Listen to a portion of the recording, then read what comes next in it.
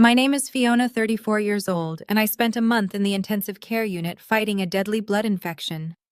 During those 30 days of agony, the seats beside my hospital bed remained empty. Not my mother, father, or sister visited. They were far too busy planning a lavish wedding. When my mother texted me demanding $120,000 for my sister's custom dress, I did the only logical thing. I sent her a $1 transfer and replied with two simple words: good luck. 3 hours later, my front door was nearly kicked off its hinges.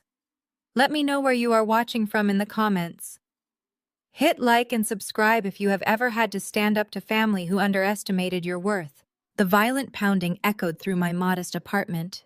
Before I could stand up, the lock gave way with a sharp crack. My mother, Beatrice, marched into my living room like she owned the place. Right behind her was my father, Thomas, his face red with fury, followed by my younger sister, Savannah. Trailing at the back was Savannah's fiancé, DeAndre, a sharply dressed African-American man who constantly bragged about his supposed cryptocurrency fortunes. I sat there in my oversized sweater, barely a month out of the hospital, still recovering from severe sepsis that nearly stopped my heart. I calmly closed my laptop and looked at the four intruders.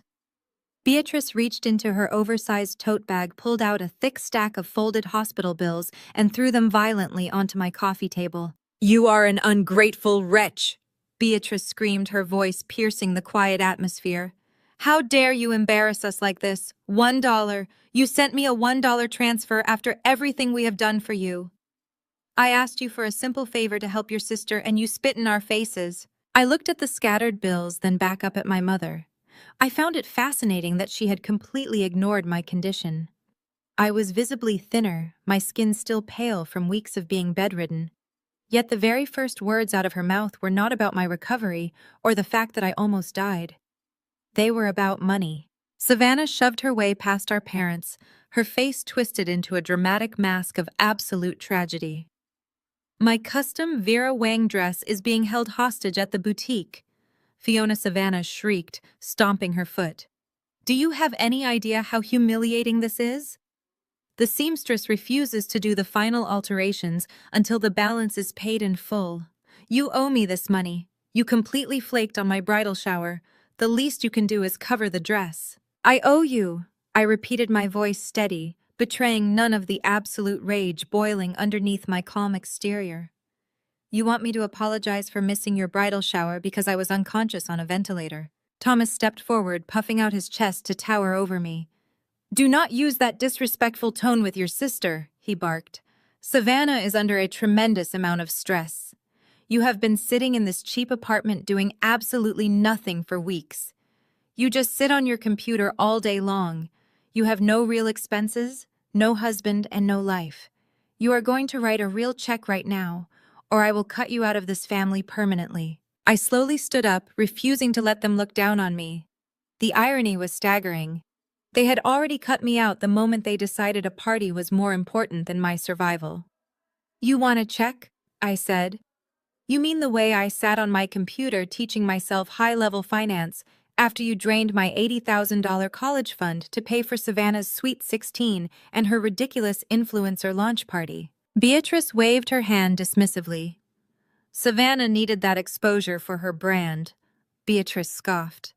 "You were always the plain, boring one, Fiona.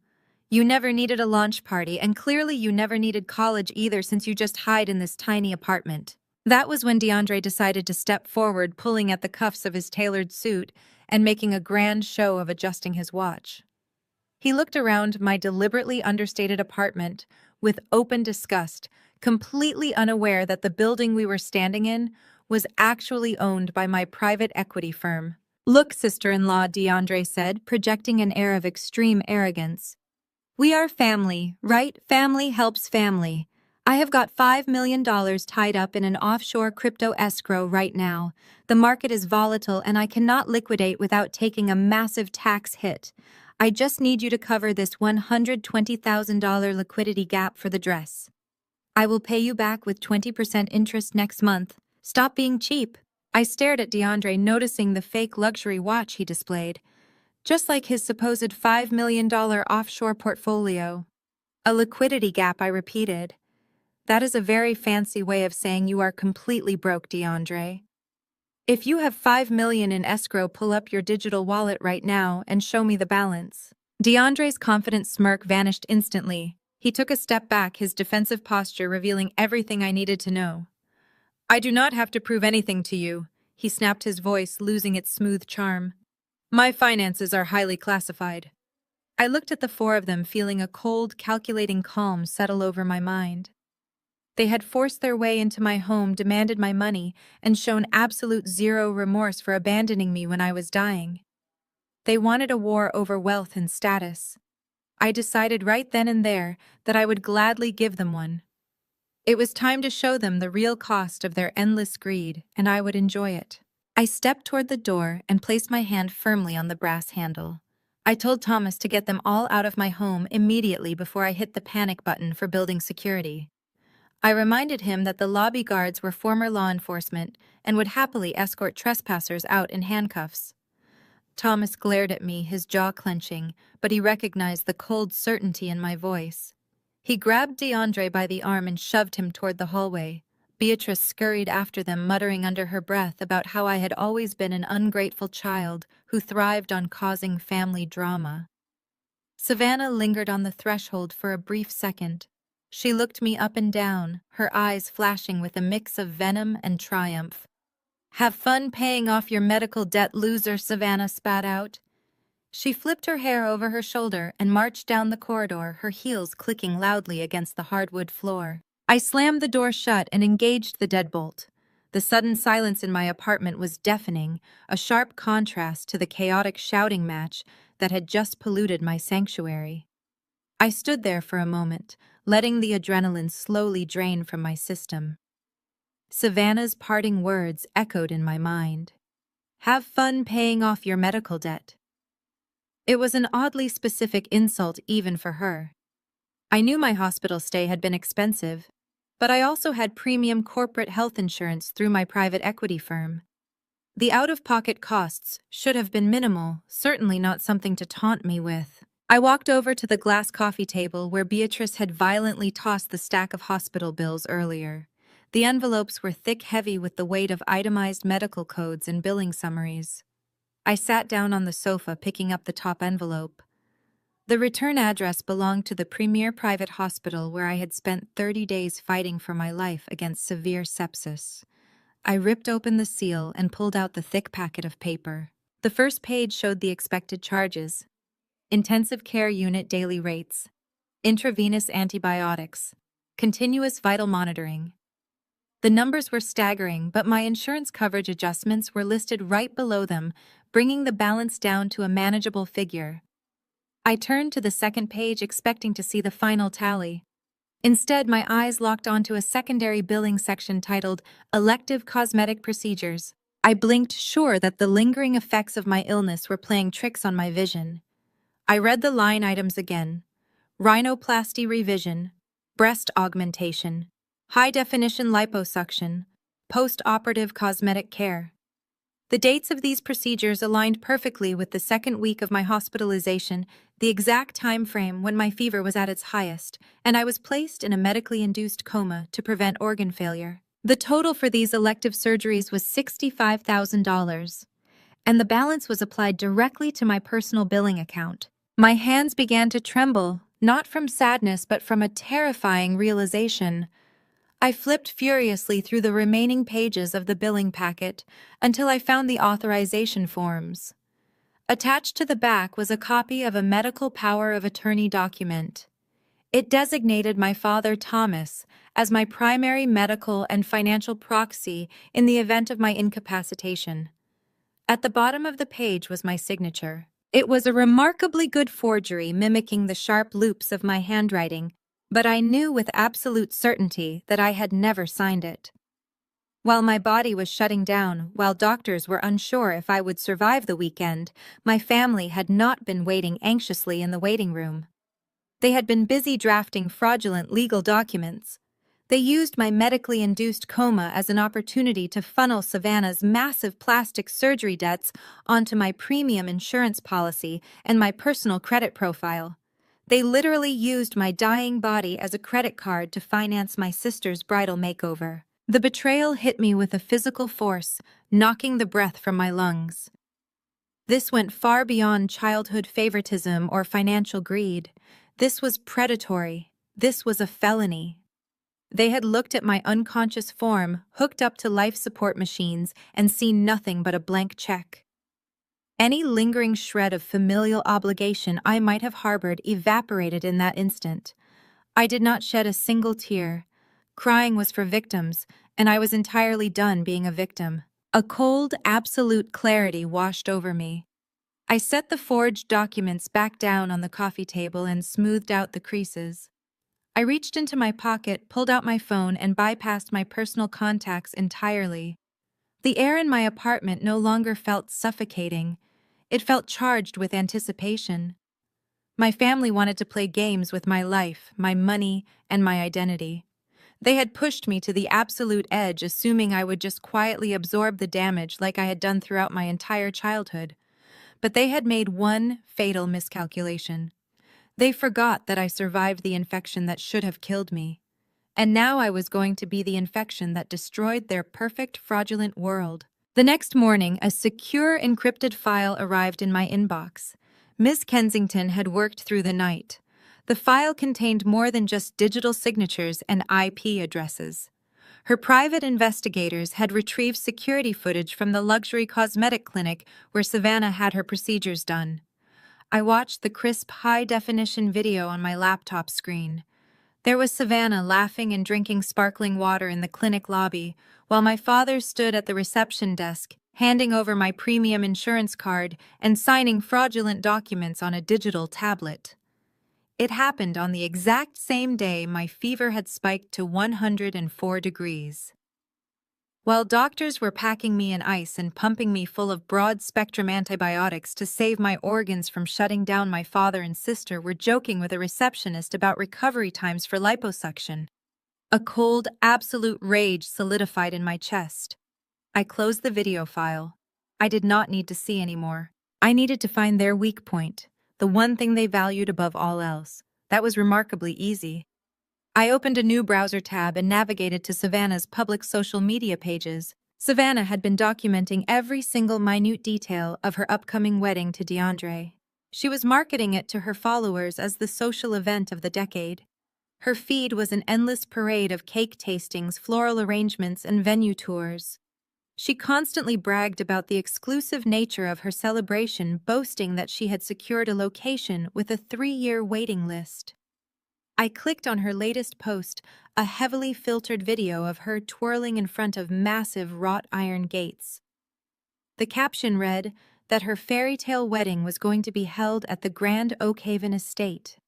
I recognized the name immediately. The Grand Oakhaven Estate was a historic, sprawling luxury property located just outside the city limits. It catered specifically to high-net-worth individuals charging exorbitant fees for a single weekend. Savannah was using it to prove to her superficial friends and DeAndre's fake investor buddies that our family belonged in the upper echelons of wealth. I knew for a fact that my father could not afford the deposit on that venue without taking on massive high-interest debt. He was likely leveraging his failing manufacturing business just to keep up the appearance of being a wealthy patriarch. I stared at the gold logo of the Grand Oakhaven Estate on Savannah's page. A very distinct memory triggered in my mind. I opened a secure portal application on my desktop and logged directly into the proprietary database for Vantage Holdings, the private equity firm, where I serve as Chief Executive Officer. As the sole owner of the firm, I oversee billions in assets, distressed debt acquisitions, and corporate restructuring. My family believed I was a low-level data entry clerk because I refused to fund their extravagant lifestyle and chose to live in a modest apartment. They had absolutely no idea what I actually did for a living. I navigated to our recent acquisitions portfolio. My fingers flew across the keyboard as I filtered the search results for the past quarter. A cold smile spread across my face as the relevant documents populated on my screen. 2 weeks ago, while I was still confined to my hospital bed, My acquisitions team had finalized a quiet buyout of a distressed hospitality management group. That group owned several luxury properties across the state that were bleeding capital due to poor management. Sitting right at the top of the newly acquired asset list was the Grand Oak Haven estate. Vantage Holdings owned the property, the management company, and all active event contracts. By extension, I personally owned the very ground my sister planned to walk on. I owned the gates she posed in front of. I owned the ballroom where she planned to have her first dance. And most importantly, I held the absolute legal authority to cancel any contract signed under the previous management. I leaned back in my chair, staring at the glowing screen. Savannah and Thomas thought they had outsmarted me. They thought they could steal my identity and mortgage my medical future to pay for their fake luxury lifestyle. They had no idea they were throwing a party inside my house. I picked up my phone and called Ms. Kensington back. I told her to pull the specific event contract for Savannah's wedding. I wanted every single clause memorized. I did not want to just cancel the event quietly. I wanted to let them set up the entire house of cards before I pulled the bottom out. The family was hosting a massive engagement dinner that coming weekend at a Michelin-starred restaurant to impress DeAndre's supposed Silicon Valley investors. It was the perfect stage to begin the demolition.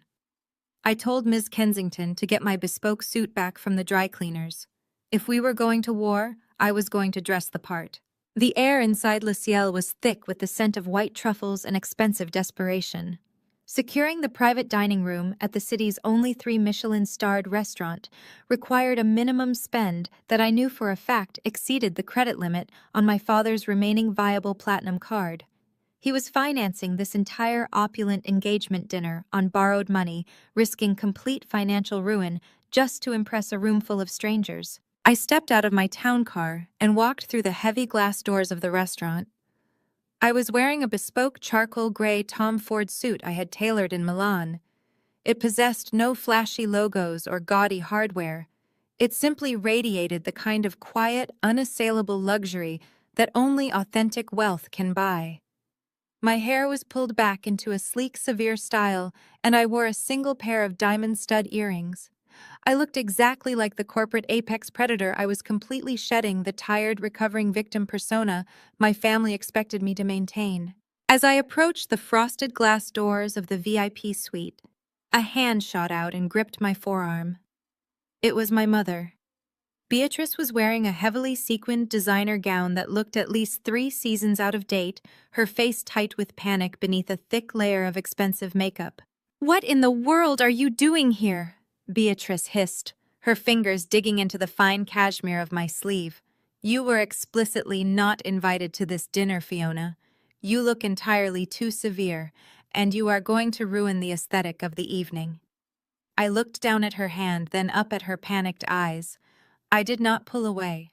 I simply stared at her until she felt the sheer freezing weight of my gaze and slowly let go of my arm. "I am here to celebrate my sister," I replied, my voice perfectly level. "It is a family event, is it not?" Beatrice stepped sideways, using her body to physically block the entrance to the suite. "You cannot go in there," she whispered frantically, glancing over her shoulder. "DeAndre has flown in his primary Silicon Valley investors. These are high-net-worth individuals, Fiona.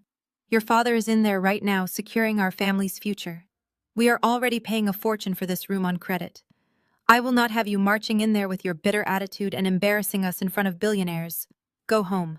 I will wire you $50 for dinner." I looked at my mother, marveling at her absolute delusion. She was standing in a restaurant my firm could buy with petty cash, offering me $50 to hide in the shadows so she could pretend to be rich. "Keep your $50, Beatrice," I said, stepping forward. "You are going to need every single cent to pay off the medical debt you accumulated last month." Before she could process the implication of my words, I brushed past her shoulder, pushed open the heavy glass doors, and walked straight into the lion's den. The VIP room was a masterclass in leveraged opulence. Crystal chandeliers hung low over a massive mahogany table draped in imported linen. Waiters in white gloves were circulating with silver trays of caviar. At the center of the table sat Savannah, playing the role of the demure, blushing bride. She was wearing a white silk dress that clung tightly to her newly sculpted waistline, the waistline I had unknowingly paid for while lying on a ventilator. To her left sat DeAndre, gesturing grandly with a glass of vintage champagne. Surrounding him were three young men in expensive but ill-fitting suits. These were supposedly the Silicon Valley Titans. To my trained eye, they looked exactly like low-level crypto promoters who spent their days recording podcast advice in rented sports cars. At the head of the table, Thomas was holding court. He had his chest puffed out loudly, telling a fabricated story about the latest expansion of his manufacturing business, a business I knew was currently facing 2 major lawsuits for unpaid vendor invoices. I did not hesitate. I walked straight to the head table, my heels clicking sharply against the marble floor. The energy in the room shifted instantly. The waiter stepped back. The conversation died in Thomas's throat. He stared at me, his face draining of color, the wine glass trembling slightly in his grip. Savannah dropped her fork, her eyes widening in pure horror as she took in my tailored suit and the cold, predatory smile resting on my face. Fiona, Thomas choked out, trying desperately to recover his jovial patriarch persona in front of the guests. What an unexpected surprise. We thought you were still recovering in your little apartment. I pulled out the empty chair directly to his right, placing myself at the absolute center of the power dynamic. I felt much better today, Dad, I said smoothly, taking a seat and resting my hands on the pristine white tablecloth. I decided I simply could not miss such an important financial transaction. I mean, family celebration. DeAndre forced a laugh, though sweat was beginning to bead on his forehead.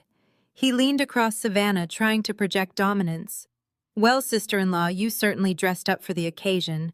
Guys, this is Savannah's older sister. She does data entry or something back in the city. The 3 fake investors offered me dismissive, patronizing nods. Actually, I smiled warmly at the men. I specialize in high-risk acquisitions and corporate fraud identification. I dismantle predatory financial structures. It is fascinating work. Tell me, DeAndre mentioned you are from Silicon Valley. What is your current burn rate on your primary venture? And are you structuring your seed rounds through convertible notes or direct equity? The 3 men froze. They looked at each other with blank, terrified expressions. One of them muttered something incoherent about blockchain synergy and decentralized ecosystems. They possessed absolutely no fundamental knowledge of venture capital. They were frauds, and in 10 seconds I had exposed them to anyone in the room with half a brain. Thomas swallowed hard, pulling at the collar of his shirt. He signaled a waiter with a desperate wave of his hand. "Let us just enjoy the evening," Thomas said loudly. "Waiter, please. Pour my daughter a glass of the house wine." I held up a hand, stopping the waiter in his tracks. "Actually," I said, my voice carrying clearly across the silent room, "I think an occasion like this calls for something far more premium. We should celebrate Savannah's new look. Please bring us a bottle of the Krug Clos d'Ambonnet." The waiter's eyes widened. That particular bottle cost over $3,000. Thomas made a strange, strangled noise in the back of his throat. He leaned toward me, his face purple with suppressed rage, his voice dropping to an angry hiss. "What are you doing?" he demanded under his breath. "I am not paying for that. You are going to bankrupt me." I turned my head and looked my father directly in the eyes. I leaned in close, ensuring my voice was low enough that only he and Savannah could hear the absolute venom in my words. "You maxed out your credit cards for this room, Thomas," I whispered. "But you maxed out my identity for $65,000 in plastic surgery. You are going to buy me the champagne, and you are going to smile while you do it, or I will stand up right now and explain to these gentlemen exactly how you financed the bride's new nose." Thomas slumped back in his chair as if he had been physically struck. All the false bravado vanished, replaced by the sheer, paralyzing terror of a man realizing he was trapped. Savannah covered her face with her napkin, pretending to cough. I lifted the glass, catching Thomas's terrified gaze over the rim, and took a slow, deliberate sip. It tasted like absolute victory. Thomas sat completely paralyzed, the threat of his $65,000 felony hanging over his head like a guillotine. Savannah was furiously shredding her linen napkin under the table, her eyes darting between me and her father, waiting for him to do something. He did nothing.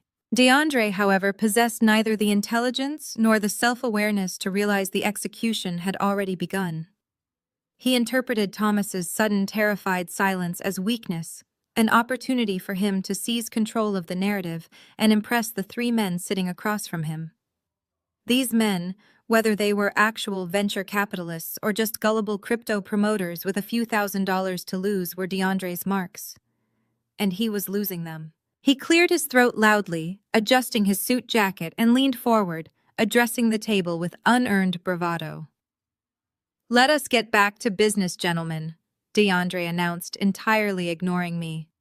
As I was explaining before the interruption, my revolutionary blockchain startup is currently positioned to completely disrupt the decentralized finance sector. We are building a proprietary Layer 2 protocol that tokenizes real-world real estate assets, allowing for frictionless cross-border liquidity. It is a paradigm shift. We are currently opening our seed round, and the early adopters are going to see a minimum 100 times return on their initial capital lockup. The three investors leaned in their greed, momentarily overriding the awkwardness of the dinner. DeAndre continued waving his hands expansively. He threw out buzzwords like confetti, smart contracts, immutable ledgers, yield farming optimization. He painted a picture of endless risk-free wealth entirely dependent on securing their capital tonight. I set my champagne flute down on the pristine tablecloth. The clink of the crystal was soft, but it cut through DeAndre's pitch like a gunshot. "That is a fascinating value proposition, DeAndre," I said casually, resting my chin on my steepled fingers. "But I am curious about the fundamental mechanics of your operational runway. What is your current monthly burn rate, and how are you projecting EBITDA over the next 4 quarters without an established user base?" DeAndre stopped mid-sentence. His mouth hung open slightly. He blinked, completely blindsided by actual financial terminology. Well, he stammered, his voice losing its smooth cadence. "Our burn rate is negligible because we operate a decentralized autonomous organization, and our earnings will scale exponentially once the community adopts the native governance token." I smiled, a cold, predatory expression that made one of the investors nervously adjust his collar. "So you have 0 projected earnings before interest, taxes, depreciation and amortization," I translated for the table.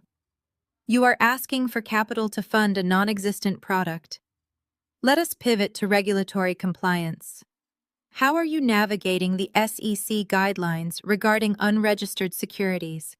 Have you filed a Regulation D exemption?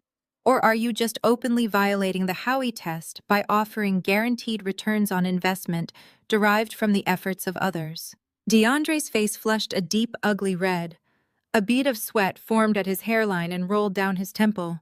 "You do not understand decentralized finance," he snapped, his voice rising in panic. "We do not fall under SEC jurisdiction. We are operating in a trustless ecosystem. The blockchain is the regulation. It is synergistic tokenomics. Synergistic tokenomics is not a legal defense against federal wire fraud." "DeAndre," I replied, my voice sharp and cutting. "What is your customer acquisition cost compared to your lifetime value? How exactly does your Layer 2 protocol generate native yield without relying on inflationary token emissions designed to mask structural insolvency? If you are pooling investor funds to provide liquidity for early adopters and relying entirely on new capital to pay those promised 100 times returns, you are not building a revolutionary startup. You are running a textbook Ponzi scheme." The silence that followed was absolute. The three investors stared at DeAndre, their eyes wide with sudden realization and rising panic. Savannah sat completely frozen, her carefully contoured face twisted into a mask of horror. She was watching her golden ticket, the man she had relentlessly flaunted on social media as a billionaire, being verbally dissected and exposed as a penniless con artist. I leaned forward, addressing the three men directly. "If you wire funds to this man tonight, you are not early adopters. You are unindicted co-conspirators in an unregistered securities offering. When the Securities and Exchange Commission inevitably subpoenas his digital wallets, your capital will be frozen and your names will be on the federal docket. I strongly suggest you evaluate your legal liability before you finish your appetizers." The effect was instantaneous. The illusion was shattered, completely dismantled in under 3 minutes. The three investors looked at each other in sheer terror. The prospect of federal investigations and SEC subpoenas instantly vaporized any lingering greed. The man sitting closest to DeAndre stood up abruptly, his chair scraping violently against the marble floor. "We have to go," he said, his voice tight with panic. "We have another meeting." DeAndre scrambled to his feet, holding his hands out in a desperate, pleading gesture. "Guys, wait," he pleaded, his smooth facade entirely gone. "Do not listen to her. She is just a bitter data entry clerk. She does not know anything. The smart contract is bulletproof. Just look at the white paper." But the men were already moving. They did not even pause to retrieve their coats from the cloakroom. They practically sprinted out of the VIP suite, terrified by the mere mention of federal regulations.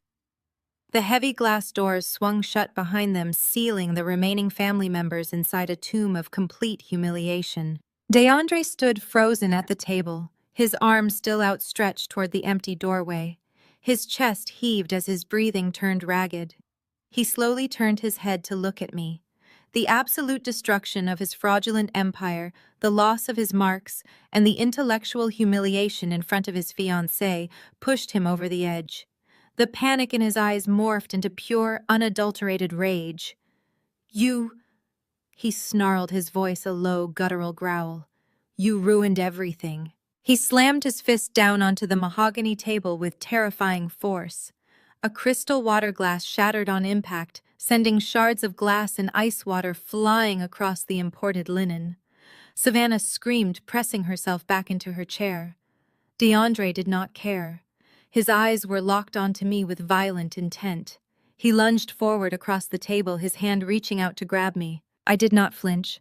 I did not move. I sat perfectly still, holding my champagne glass, completely unfazed by his temper tantrum. Before DeAndre's hand could reach me, Thomas violently shoved his chair back and intercepted him. Thomas grabbed DeAndre by the lapels of his suit, hauling him backward with desperate strength. Thomas was not protecting me. He was protecting himself. He knew that if DeAndre assaulted me in a Michelin-starred restaurant, the management would call the police immediately. The police would ask questions. They would look into Thomas's finances. They would look into the forged medical power of attorney. An assault charge would shatter the fragile illusion of their wealthy lifestyle and expose every single felony they had committed. "Get your hands off her!" Thomas roared, his face purple with exertion, as he wrestled the younger man back. "Sit down right now, or I will end you." "Do you want the police in here? Do you have any idea what kind of attention that will bring to this family?" DeAndre struggled against Thomas's grip, kicking over a chair in his blind fury. He was panting heavily, his eyes wild and unfocused, but the mention of the police finally pierced through his rage. He stopped fighting, shaking Thomas off, and stood there trembling. He glared at me, his chest heaving, utterly humiliated and completely broken.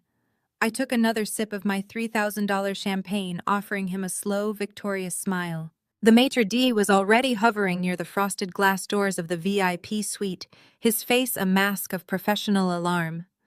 Thomas saw the restaurant staff watching and immediately realized his carefully curated image of a wealthy, sophisticated patriarch was fracturing.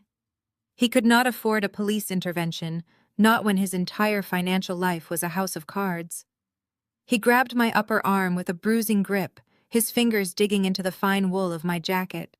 I did not resist, but I shot him a look so utterly devoid of submission that he instantly loosened his hold. "Get up!" Thomas growled, his voice a harsh, breathy command. "We are taking this outside right now." I calmly placed my glass down, smoothed my lapels, and stood. I walked ahead of him, entirely unbothered, pushing through the heavy glass doors and stepping into the private, dimly lit corridor that separated the VIP suites from the main dining room. The thick carpets muffled our footsteps. Thomas marched in right behind me, his chest heaving with suppressed fury. Beatrice scurried after us, her sequined gown rustling loudly, while Savannah trailed behind her, dragging DeAndre by the hand. DeAndre looked thoroughly defeated, his fraudulent bravado entirely stripped away by the harsh light of reality. As soon as the heavy doors swung shut, sealing us in the soundproofed hallway, Thomas unleashed his wrath. The restraint he had shown in front of the waiters vanished completely. He stepped into my personal space, towering over me, his face twisted into an ugly snarl of pure hatred. He pointed a trembling finger directly at my chest, spit flying from his lips as he spoke. "You are completely out of your mind," Thomas roared, the acoustic paneling absorbing the sheer volume of his voice. "You come into this establishment, you embarrass your sister, you insult her future husband, and you try to destroy my reputation. I have spent 30 years building an empire. I have given you every advantage, every luxury, and this is how you repay me, by acting like a jealous, bitter failure." Beatrice stepped up beside him, nodding vigorously. "You have crossed a line that cannot be uncrossed, Fiona," she hissed, her eyes darting nervously toward the main dining room to ensure no one was listening. "You are sick in the head. You could have cost us everything tonight." Thomas waved Beatrice silent, his eyes locked on mine. He was preparing to drop what he genuinely believed was his ultimate weapon. He squared his shoulders, puffing out his chest to project maximum authority. He wanted to crush me, to reduce me to the subservient, quiet daughter he had always demanded I be. "You are dead to me," Thomas stated, his voice dropping to a cold, cruel register. "I am officially calling my attorney tomorrow morning. I am cutting you out of my will completely. You will not see a single cent of the manufacturing company. You will not get a fraction of a share. You will get absolutely nothing from the family estate. You are entirely disinherited. When I am gone, you will be left with nothing but your cheap apartment and your miserable, lonely life." Savannah let out a sharp, mocking laugh. She stepped out from behind our mother, clinging to DeAndre's arm, as if he had not just been exposed as a massive fraud 10 minutes prior. She looked me up and down with absolute disgust. "It is exactly what you deserve, Fiona," Savannah sneered, her voice dripping with venom. "You are going to be a broke, pathetic spinster. You are cut off. Meanwhile, DeAndre and I are going to be billionaires. We are going to be traveling the world in private jets, while you are clipping coupons and drowning in your own medical bills. You overplayed your hand, loser. You thought you could come in here and act rich, but you are just a sad, lonely joke." I stood there in the quiet hallway listening to their threats. I did not flinch. I did not cry. I did not offer a single word of defense or apology. I just looked at Thomas. I looked at the man who had stolen my college fund, the man who had forged my signature while I was in a coma, the man who was currently threatening to withhold a fortune he did not even possess.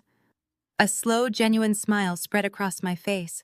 "You are cutting me out of the will," I repeated, my tone conversational, almost light. "You are threatening to withhold the manufacturing company and the family estate." Thomas crossed his arms, lifting his chin. "That is exactly right," he declared. "You get nothing."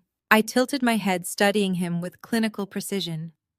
"The second mortgage you secured with a predatory interest rate just to keep your failing business afloat and to fund Savannah's ridiculous lifestyle. You leveraged the very roof over your head, Thomas." The blood drained completely from Thomas's face.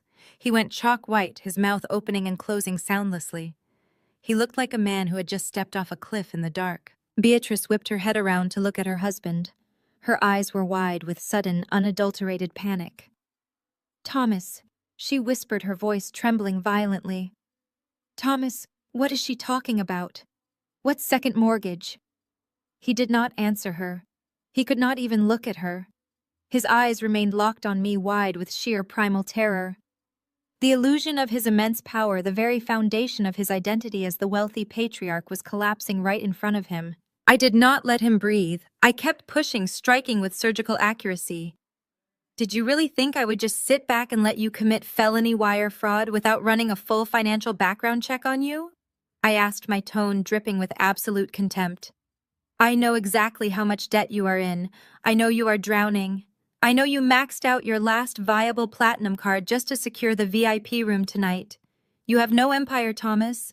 You have a mountain of liabilities and a house of cards that is currently catching fire." Savannah let go of DeAndre's arm, her jaw dropping open. "Dad?" she stammered, looking back and forth between us. "Dad, tell her she is lying.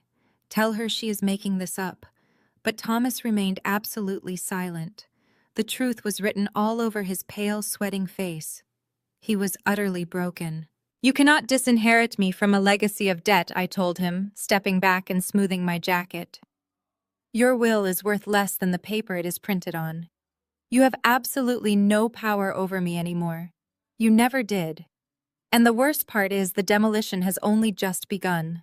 I turned on my heel and the sound of my shoes clicking sharply against the floor and walked away down the corridor.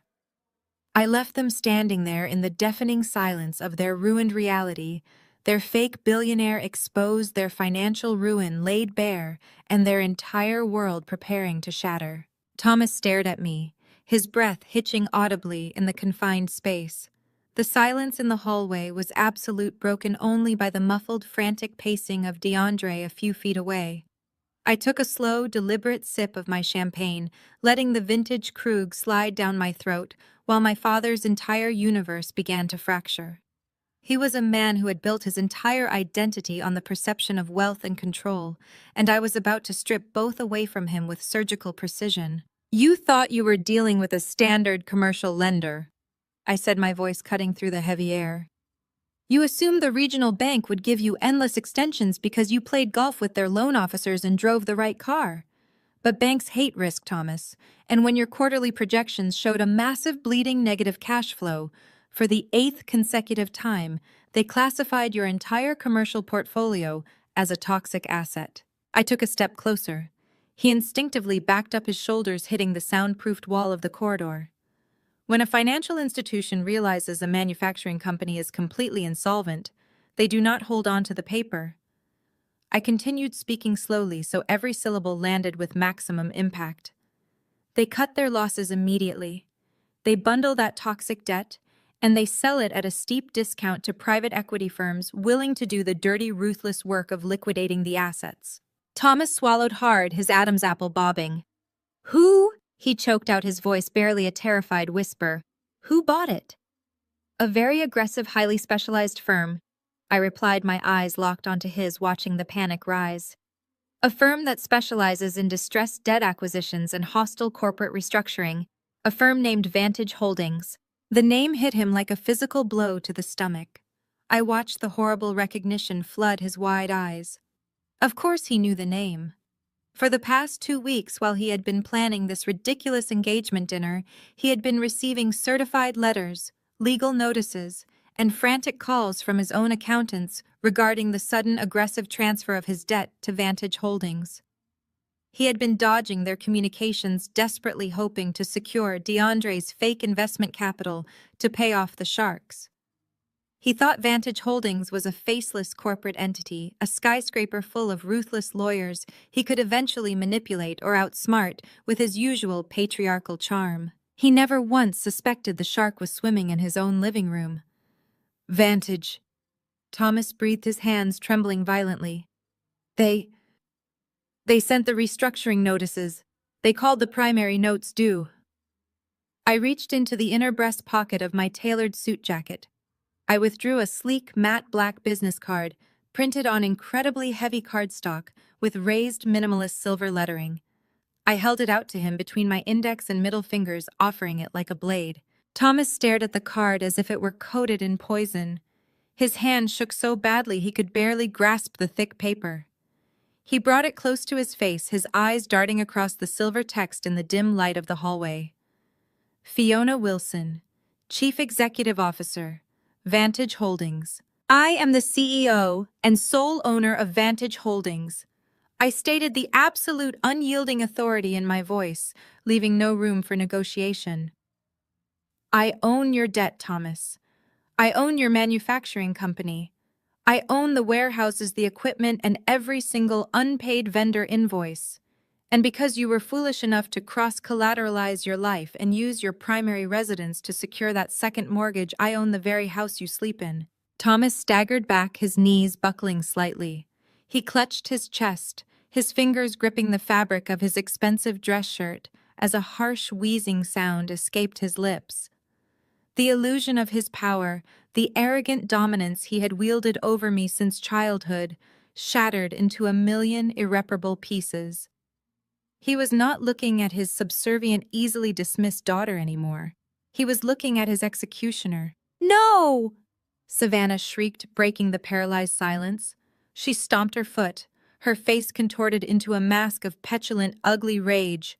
She pointed a manicured, trembling finger directly at my face. "You are lying. You are a delusional, pathological liar. You live in a cramped, ugly apartment. You wear boring clothes and you do low-level data entry. You do not own a private equity firm. You are nothing." I turned my gaze to my sister, observing her complete, pathetic inability to comprehend reality. Her brain was actively rejecting any information that did not position her as the superior sibling. "I live in a modest apartment because I choose to invest my capital rather than squander it on depreciating luxury goods and fake social status." "Savannah," I countered effortlessly, "I wore boring clothes around you because it was the perfect camouflage. It allowed you and our parents to constantly underestimate me, which made quietly acquiring Thomas's distressed debt the easiest acquisition of my career." "It is a fake card!" Savannah yelled, turning to our mother, who was leaning against the wall hyperventilating. "Mom, tell her to stop. She probably printed that off the internet just to ruin my engagement dinner. She is just a bitter, jealous loser because DeAndre and I are going to be billionaires." "DeAndre is broke, Savannah."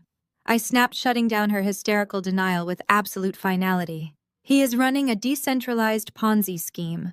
The men who just walked out of this restaurant were his marks, and I just saved them from federal indictments. You are engaged to a criminal with zero liquid assets. You are not going to be a billionaire. You are going to be completely destitute." Beatrice let out a high-pitched whimper, sliding down the wall slightly until she was hunched over.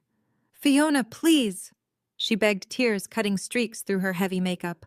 "We are your family. You cannot do this to your own blood. We gave you everything." "You mean the manufacturing company that hasn't turned a profit since 2021? I asked, my voice ringing clearly in the corridor, ignoring my mother's pathetic tears. "The one you quietly took out a second mortgage on, risking the family house just to keep up appearances." Thomas went perfectly pale, his skin taking on a sickly, translucent hue. "Fiona!" he pleaded, his voice cracking.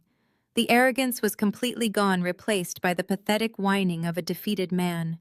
"We can make a deal. I can restructure the leadership. I can give you a seat on the board. We can keep this in the family. Just give me time." I did not flinch. I did not offer a single ounce of mercy. I simply lifted my left arm, pulling back the cuff of my jacket to expose my watch. The steady sweep of the second hand felt like the ticking of a bomb. "There are no deals to be made, Thomas. The time for negotiation expired the moment you signed my name on that fraudulent power of attorney while I was packed in ice." I tapped the glass face of my watch. "Check your email, Dad. The notice of default was just sent." The silence in the hallway stretched tight, taut as a piano wire. Savannah held her breath. Thomas stared at me, his eyes wide with sheer terror. He slowly pulled the device from his pocket. His hands shook so violently he nearly dropped it. The harsh glow of the screen illuminated his pale, sweating face. I watched his eyes track back and forth across the legal terminology displayed in the email. Notice of default, immediate acceleration of debt, seizure of assets. The phone slipped from his trembling fingers and clattered heavily against the marble floor. The screen cracked diagonally, but he did not even try to pick it up. He simply stared at the broken glass, his breathing shallow and rapid. Beatrice looked at the phone and then at her husband's completely defeated posture. The reality of the situation finally pierced through her thick armor of denial and expensive cosmetics. The money was gone. The house was gone. The country club memberships, the luxury cars, the endless shopping sprees funded by my stolen identity, and Thomas's highly leveraged debt. It was all instantly vaporized. Panic, raw and unfiltered, took hold of her, but Beatrice was a creature of habit. When cornered by reality, she did not face it. She deflected. She weaponized her own fragility. I saw the exact moment she decided to deploy her ultimate defense mechanism. Her eyes widened in manufactured terror. She took a sudden, sharp gasp of air, her hand flying up to clutch the heavy sequined fabric over her chest. "My heart," Beatrice wheezed, her voice trembling with practiced theatrics. "Thomas, my heart." Her knees buckled perfectly, allowing her to collapse backward into one of the ornate velvet-lined chairs positioned along the hallway wall. She threw her head back, exposing her throat, taking short, rapid breaths as if she were suffocating. Her free hand fluttered in the air, a desperate plea for assistance. Savannah reacted exactly on cue. She dropped DeAndre's arm and rushed to her mother's side, falling to her knees into the thick carpet. "Mom!" Savannah shrieked, her voice echoing shrilly off the acoustic paneling. "Mom, look at me. Breathe." Savannah turned her head, her face twisted with vicious, self-righteous fury. She pointed a manicured finger directly at my face. "Look at what you are doing. You are killing her. You are giving our mother a heart attack with your vicious, greedy lies. Are you happy now, Fiona?" I stood perfectly still, observing the performance with cold, clinical detachment. For 30 years, this exact routine had been the invisible leash binding our family to her will. If I wanted to attend a summer academic program instead of going on a family vacation, the chest pains would start. If I tried to move out into my own apartment after college, the hyperventilation and threats of a stroke would magically appear. In the past, the sheer terror of losing my mother would override my logic. I would instantly back down. I would apologize. I would surrender my ambitions just to stop her manufactured suffering. But I was not that frightened, easily manipulated girl anymore. I was the CEO of Vantage Holdings. I did not negotiate with emotional terrorists. I reached into my jacket pocket and retrieved my phone. I did not rush. I swiped the screen, opened the keypad, and dialed 911. I pressed the speakerphone button and held the device up, ensuring the volume was loud enough for my entire family to hear. 911. "What is your emergency?" The dispatcher's voice rang out clearly in the hallway. "Yes," I replied, my tone entirely calm and authoritative. "I need an ambulance dispatched to Le Ciel restaurant on Market Street. We are in the private corridor outside the VIP suites. I have a 65-year-old female exhibiting signs of severe cardiac distress." Beatrice's fluttering hand momentarily paused. Her eyes darted toward the phone. She clearly expected me to beg for her forgiveness, not summon medical professionals. "I must also request that you send a psychiatric evaluation team alongside the paramedics." I continued, my voice completely devoid of emotion. "The patient has an extensive documented history of hysterical manipulation, psychosomatic episodes, and deploying fake medical emergencies to control family members during financial disputes. Given the extreme financial ruin she was just informed of, she will require a full psychiatric hold and evaluation to ensure she is not a danger to herself." Savannah scrambled to her feet, lunging toward me. "Give me that phone, you psycho! Hang it up!" I stepped back smoothly, easily avoiding her clumsy grasp. "The paramedics are already en route, Savannah. You should be comforting our dying mother. They are 3 blocks away," the dispatcher confirmed over the speaker. "I have notified the psychiatric team." I ended the call and slipped the phone back into my pocket. I folded my hands in front of me and waited. We did not have to wait long. The restaurant was located in the heart of the financial district. Within 2 minutes, the high, piercing wail of ambulance sirens cut through the ambient noise of the city outside. The sound bled through the heavy walls of the building, growing rapidly louder and more urgent as the vehicle approached the restaurant's main entrance. Beatrice heard the sirens. The reality of what was about to happen clicked into place inside her calculating mind. She realized she was not going to extract a tearful apology from me. She realized she was about to be strapped to a medical gurney, wheeled through the main dining room of the city's most exclusive restaurant, in front of billionaires and socialites, loaded into an ambulance, and subjected to a mandatory psychiatric evaluation at a public hospital. The miraculous resurrection occurred instantly. Beatrice's gasping stopped. Her posture straightened. The color rushed back into her pale face. She sat up in the velvet chair, smoothing the skirt of her sequined gown with sharp, angry movements. She planted her feet firmly on the marble floor and glared at me with absolute, undisguised hatred. "Cancel the ambulance." Beatrice snapped, her voice completely strong and steady. "I am perfectly fine. Do not let those paramedics inside this building." "It is a miracle," I said, offering her a slow, patronizing clap. "A truly astonishing medical recovery. It must be the sheer healing power of accountability. You are a monster. Beatrice spit, standing up and pointing a shaking finger at me. How dare you call an ambulance to this restaurant? How dare you try to humiliate me in front of these people? You are trying to have me locked up in a psych ward.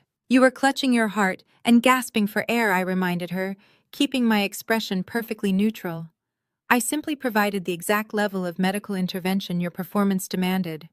If you do not want to be treated like a psychiatric patient, Beatrice, I suggest you stop acting like one. Before she could launch into another tirade, the heavy glass doors at the end of the corridor swung open. The restaurant manager stepped into the hallway. He was an impeccably dressed Swiss man, his face a tight mask of extreme displeasure. He was flanked by two large, broad-shouldered security guards in dark suits. "Excuse me," the manager said, his voice heavily accented and entirely devoid of warmth. "I must ask what is happening here. The police and paramedics are currently arriving at our front entrance claiming they were called for a psychiatric emergency in the VIP corridor." Thomas finally snapped out of his paralyzed state. He scrambled forward, trying to block the manager's view of his furious wife and his humiliated future son-in-law. "There has been a terrible misunderstanding," Thomas stammered, sweating profusely. "A simple family disagreement. No one needs medical attention. We will sort this out immediately." The manager looked at the shattered glass and spilled water on the carpet near the doorway, a remnant of DeAndre's violent outburst. He looked at Thomas's sweating, desperate face, and then at the furious, indignant expressions worn by Beatrice and Savannah. Finally, he looked at me. I gave him a polite, apologetic nod. "There is no misunderstanding," the manager stated coldly, signaling the security guards to step forward. "This establishment does not tolerate screaming broken glass or the summoning of emergency services for fake medical episodes. Your investors have already fled the premises. You are disturbing the entire restaurant. I must insist that your entire party vacate the property immediately. The side exit is right this way." Thomas opened his mouth to argue, but the security guards were already advancing. The absolute crushing reality of their situation left them with no alternatives. They had been stripped of their wealth, their pride, and now their dignity. The cold evening air hit my face the moment the heavy glass doors of the restaurant swung shut behind us. The two security guards stood shoulder to shoulder at the entrance, their stances making it perfectly clear that our eviction was permanent. The valet was already pulling Thomas's leased Mercedes SUV up to the curb.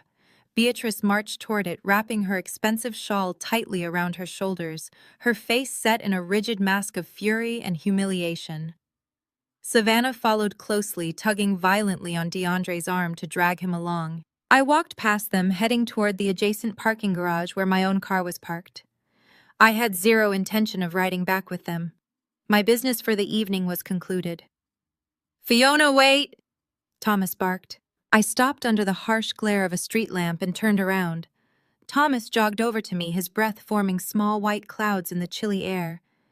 He glanced nervously over his shoulder at the valet and the lingering restaurant patrons, then stepped into my personal space.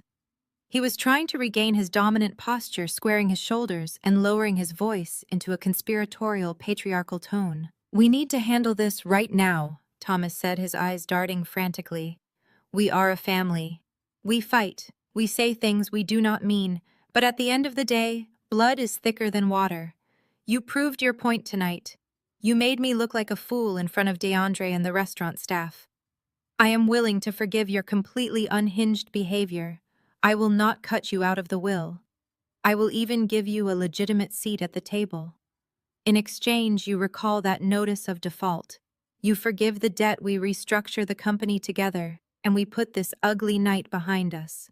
I stared at him, genuinely marveling at the boundless depths of his audacity. He was standing on the precipice of absolute ruin, yet he still believed he could manipulate me with the promise of his worthless forgiveness. "You want to negotiate?" I said, my voice dangerously soft.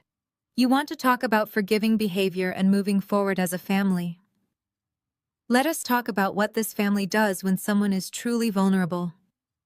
Let us talk about negotiating my life while I was lying in a hospital bed hooked up to a ventilator." I unzipped my oversized leather tote bag and pulled out a thick, heavy manila folder. I slapped it down hard onto the pristine hood of his Mercedes. The sound cracked like a whip in the quiet parking lot. Thomas flinched, staring at the folder as if it were a live grenade. Beatrice and Savannah stopped near the passenger side doors, their attention captured by the sudden noise. "Open it," I commanded.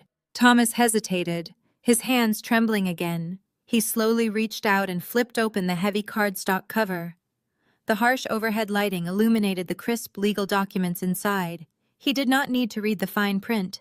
The bold black headings told the entire story. "Do you recognize those, Thomas?" I asked, my voice ringing out clearly, so Beatrice and Savannah could hear every single word. "Those are copies of a medical power of attorney. A document granting you full unmitigated access to my health insurance, my emergency savings, and my personal medical decisions. A document that bears my signature." I took a step closer, forcing him to look away from the papers and directly into my eyes. "The only problem is," I continued, my tone dropping to a glacial chill, "I was in a medically induced coma on the date that document was allegedly signed. My organs were shutting down from a severe infection, and while I was fighting for my life, you were fighting for a pen. You forged my signature, Thomas.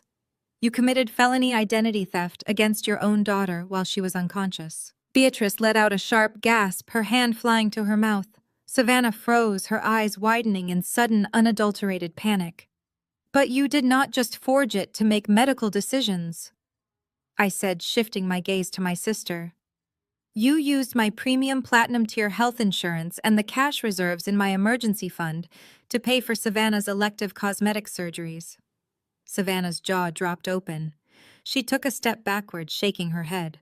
"That is right," I said, leaning against the hood of the car and tapping the stack of papers. "A rhinoplasty, extensive liposuction, and a series of high-end dermal fillers.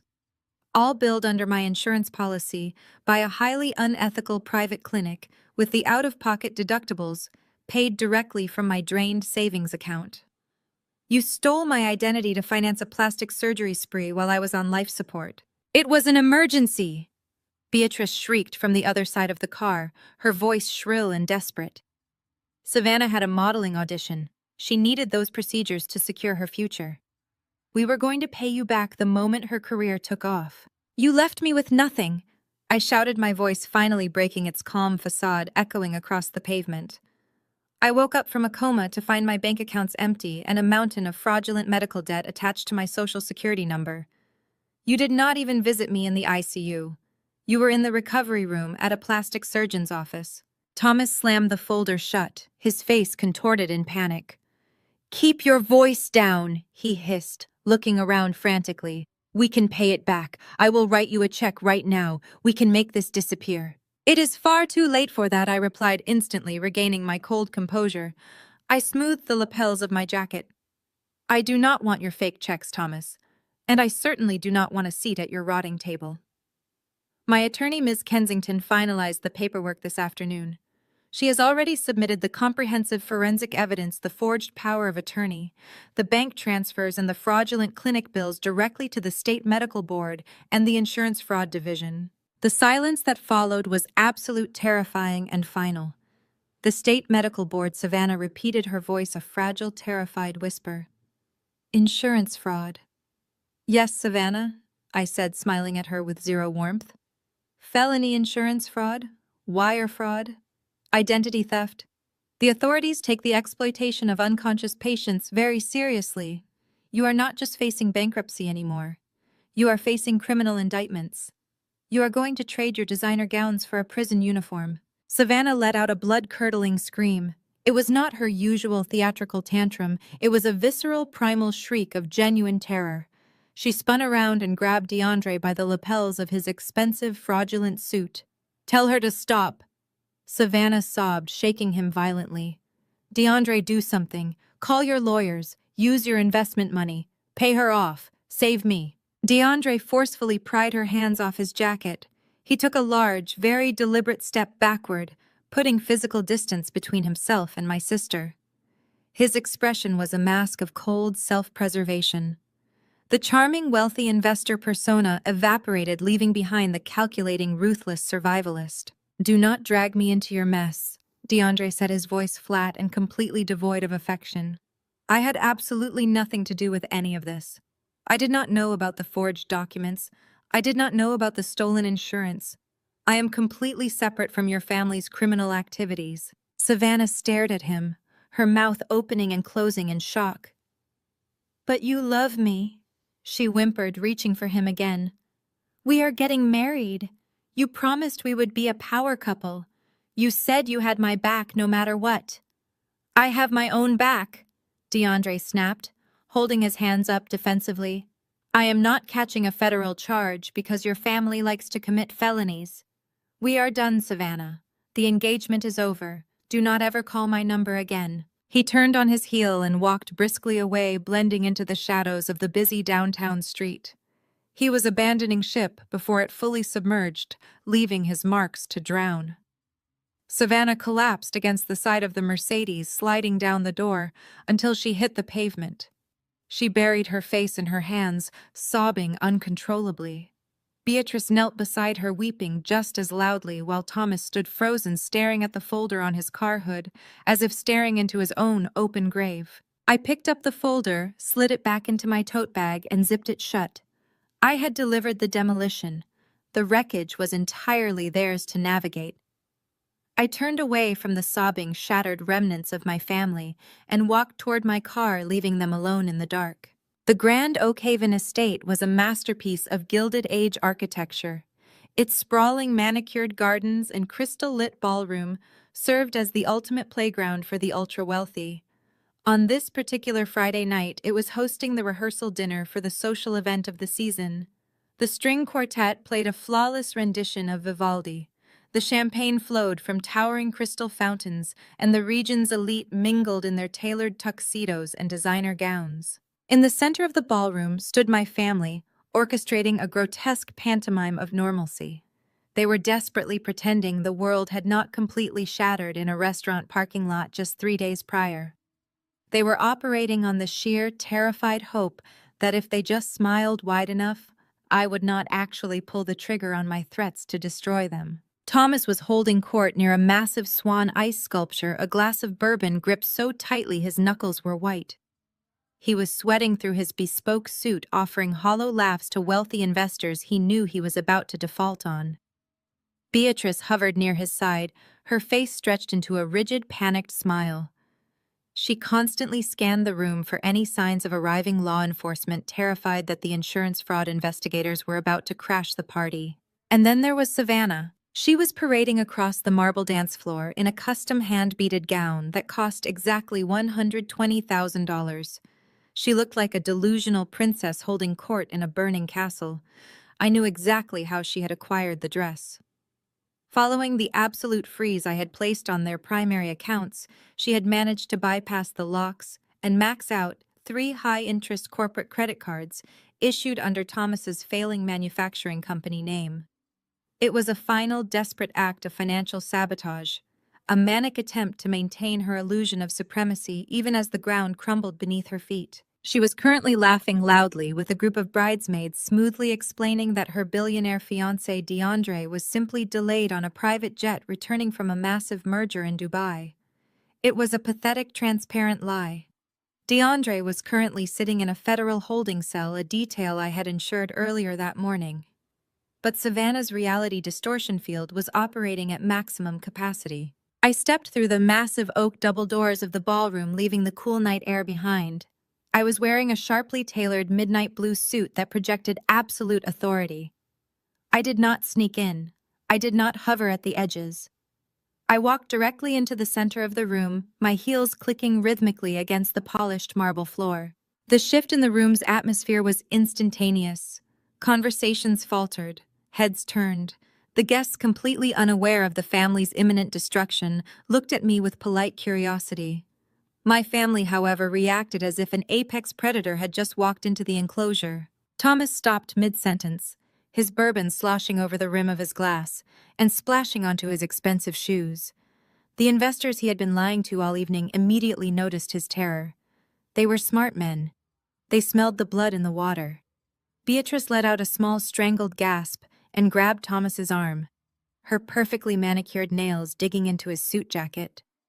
Savannah froze, her shrill laughter dying in her throat. Her eyes locked onto me wide with a toxic mixture of hatred and absolute panic. Before anyone could speak, the estate's general manager, a meticulously dressed man named Harrison, caught sight of me from across the room. He bypassed the wealthy guests, walking with purposeful speed directly toward me. "Good evening," Boss Harrison said, bowing his head slightly in a gesture of profound respect. "The quarterly reports are ready for your review in the master office whenever you are ready. Would you like me to have the chef prepare your usual table in the private wing?" The words echoed in the sudden quiet of the ballroom. The guests standing nearby exchanged thoroughly confused glances. They looked at Thomas, the supposed host of this lavish event, and then back at me, the woman the estate manager had just addressed with absolute deference. Savannah's brain completely short-circuited. The cognitive dissonance was too much for her fragile, ego-driven reality to process. She dropped her champagne flute. It shattered against the marble, but she did not even blink. She marched across the room, the heavy, expensive train of her stolen gown dragging behind her. "What are you doing here?" Savannah shrieked, abandoning all pretense of high society elegance. Her voice was shrill, desperate, and entirely unhinged. "You are not invited. You do not belong here. Get out!" I stood perfectly still, watching her unravel. "I belong wherever I choose to stand." "Savannah," I replied, my voice calm, projecting clearly across the silent room. "Especially when I own the ground you are standing on." Savannah's face twisted into an ugly, furious sneer. She spun around wildly, scanning the room until she spotted the two large security guards stationed near the entrance. "Security," Savannah screamed, pointing a trembling finger at me. "Remove this woman immediately. She is trespassing. Throw her out right now." The two security guards, both massive men in dark suits, immediately stepped forward. They walked with brisk, intimidating purpose across the ballroom floor. Savannah crossed her arms, a triumphant, vicious smirk spreading across her face. She waited for them to grab my arms and drag me away. She waited for my ultimate humiliation. The guards reached us. They did not look at Savannah. They did not reach for me. Instead, they moved smoothly past my sister, turned around, and took up positions directly behind my shoulders. They stood at perfect attention, their hands clasped in front of them, staring blankly ahead. They formed a solid, imposing wall of protection entirely dedicated to me. Savannah's smirk vanished instantly. Her mouth opened and closed, but no sound came out. She looked at the guards and then at Harrison, who was watching her with an expression of polite disdain. "What are you doing?" Savannah demanded, her voice cracking with hysteria. "I said throw her out. My father rented this estate for my wedding. We are paying your salaries." Harrison stepped forward, his posture impeccably rigid. "I apologize for the confusion, Miss Wilson," he said, his tone entirely devoid of actual apology. "Your father's corporate credit cards were formally declined this afternoon by the fraud department. The deposit for this venue was subsequently seized by the holding company to cover outstanding debts. You are currently standing in a property wholly owned by Vantage Holdings. You are not paying our salaries." Harrison turned his gaze respectfully toward me. "She is." The collective gasp from the surrounding guests was audible. The murmurs began instantly, wealthy socialites whispering behind their hands, the scandal too delicious to ignore. Thomas looked like he was going to vomit. Beatrice was gripping the edge of a cocktail table just to stay upright, finally realizing that no amount of fake tears could save her now. Savannah stumbled backward, staring at me as if I were a ghost. The massive ballroom, the crystal chandeliers, the manicured gardens, the very staff she had been treating like servants all evening, none of it was hers. All of it belonged to the sister she had spent a lifetime treating like garbage. I took a step forward, closing the distance between us. "You wanted to play the billionaire princess, Savannah?" I said, my voice dropping to a cold register meant only for her and our terrified parents. "But you forgot one crucial detail. Princesses only rule until the queen decides it is time to take the castle back. And your reign just ended." Savannah stared at me, her mouth opening and closing without producing a single sound. The entire ballroom held its collective breath. The string quartet had completely stopped playing their bows, resting awkwardly on their instruments. The silence was deafening, amplified by the sheer scale of the Grand Oakhaven estate. Thomas, operating on pure, terrified instinct, decided that denial was his only remaining survival tactic. He could not accept that his financial execution had just been broadcast to the region's elite. He lunged toward a passing waiter, practically snatching a champagne flute from the silver tray, and began tapping it aggressively with a butter knife. The sharp, frantic ringing pierced the heavy atmosphere. "Attention, everyone!" Thomas projected, his voice booming with a manufactured, desperate joviality. "A minor administrative error. Nothing more than a banking glitch that my accountants will resolve first thing Monday morning. Let us not allow a mundane corporate hiccup to distract us from the true purpose of this magnificent evening. We are here to celebrate the union of my beautiful daughter Savannah and her brilliant fiancé DeAndre. Let us raise a glass to the happy couple." He lifted his flute high, his hand trembling so violently the champagne threatened to spill over the rim. Beatrice quickly joined him, forcing a manic, wide-eyed smile as she raised her empty hand in the air. A few guests, strictly out of conditioned social politeness, tentatively raised their glasses. DeAndre puffed out his chest, attempting to reclaim his swagger. He wrapped an arm around Savannah's waist, flashing his perfectly veneered smile at the bewildered crowd. Before a single guest could take a sip, the heavy oak doors at the main entrance of the ballroom violently burst open. The heavy wood struck the wall with a thunderous crash that echoed off the vaulted ceilings. Every head in the room snapped toward the entrance. 3 men marched through the threshold, moving with an aggressive, predatory momentum that completely shattered the refined elegance of the event. They did not belong at a high society rehearsal dinner. They were wearing cheap, ill-fitting polyester suits that strained across their thick shoulders. Their ties were poorly knotted, and their heavy, scuffed boots thudded loudly against the pristine marble floor. They completely ignored the shocked gasps of the socialites in designer gowns, their eyes scanning the crowd with cold, calculating precision. The man in the center, a towering figure with a thick neck and a badly broken nose, stopped halfway across the dance floor. He locked his gaze directly onto the head table. DeAndre Washington, the man barked, his voice rough and incredibly loud. DeAndre went absolutely rigid. The fake, confident smile melted off his face, replaced instantly by a look of sheer primal terror.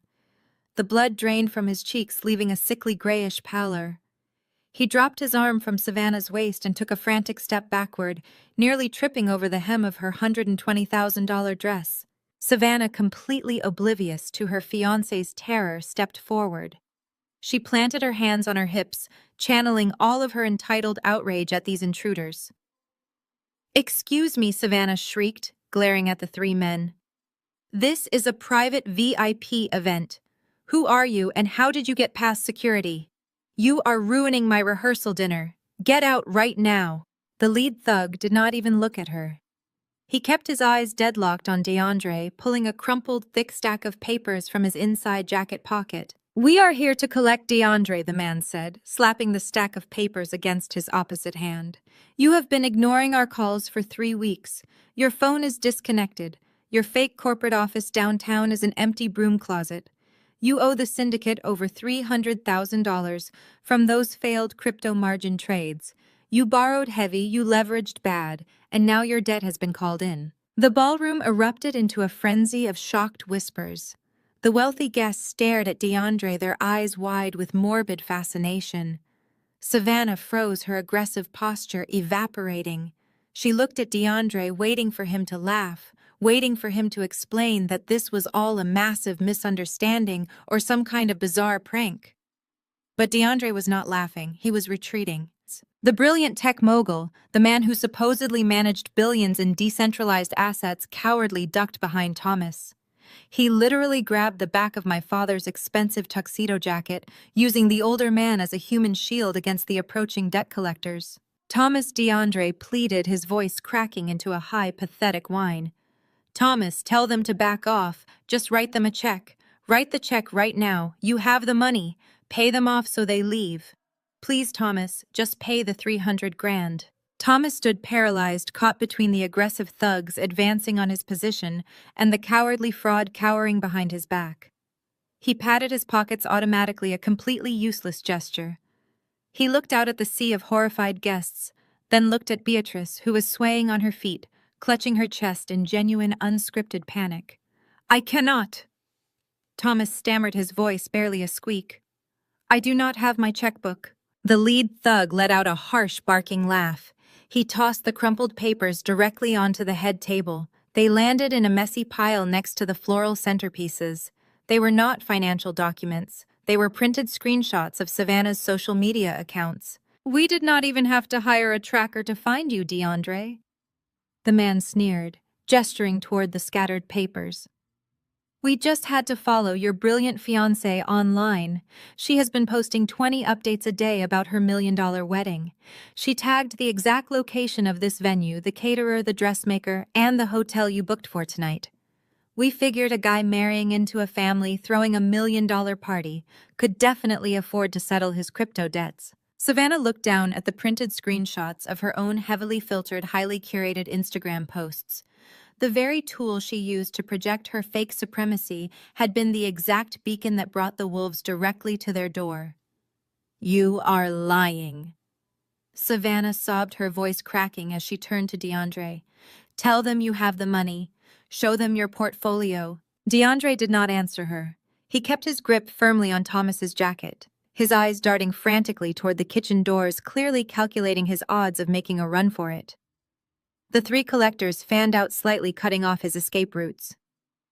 They stood in the center of the ballroom, making a massive, inescapable scene in front of the very people Thomas and Beatrice had spent their entire lives trying to impress. I stepped back from the chaos, moving gracefully toward the edge of the room. I retrieved a fresh, chilled glass of vintage champagne from a tray abandoned by a fleeing waiter. I leaned against a marble pillar, taking a slow, satisfying sip. The magnificent implosion was proceeding exactly as I had calculated.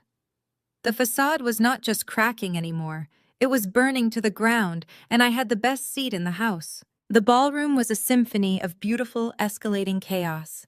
DeAndre was currently backed against a towering floral arrangement by the three men in cheap suits, his protests growing increasingly high-pitched and desperate. The wealthy guests who had spent the last hour treating Savannah like royalty were now actively recording the altercation on their phones.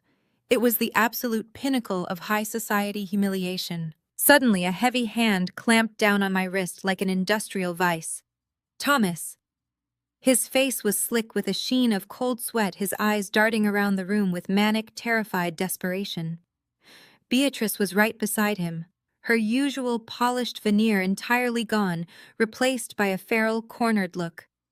Before I could signal my security team, they physically dragged me away from the crowd, pushing through a set of heavy mahogany doors and into the venue's private VIP bridal suite.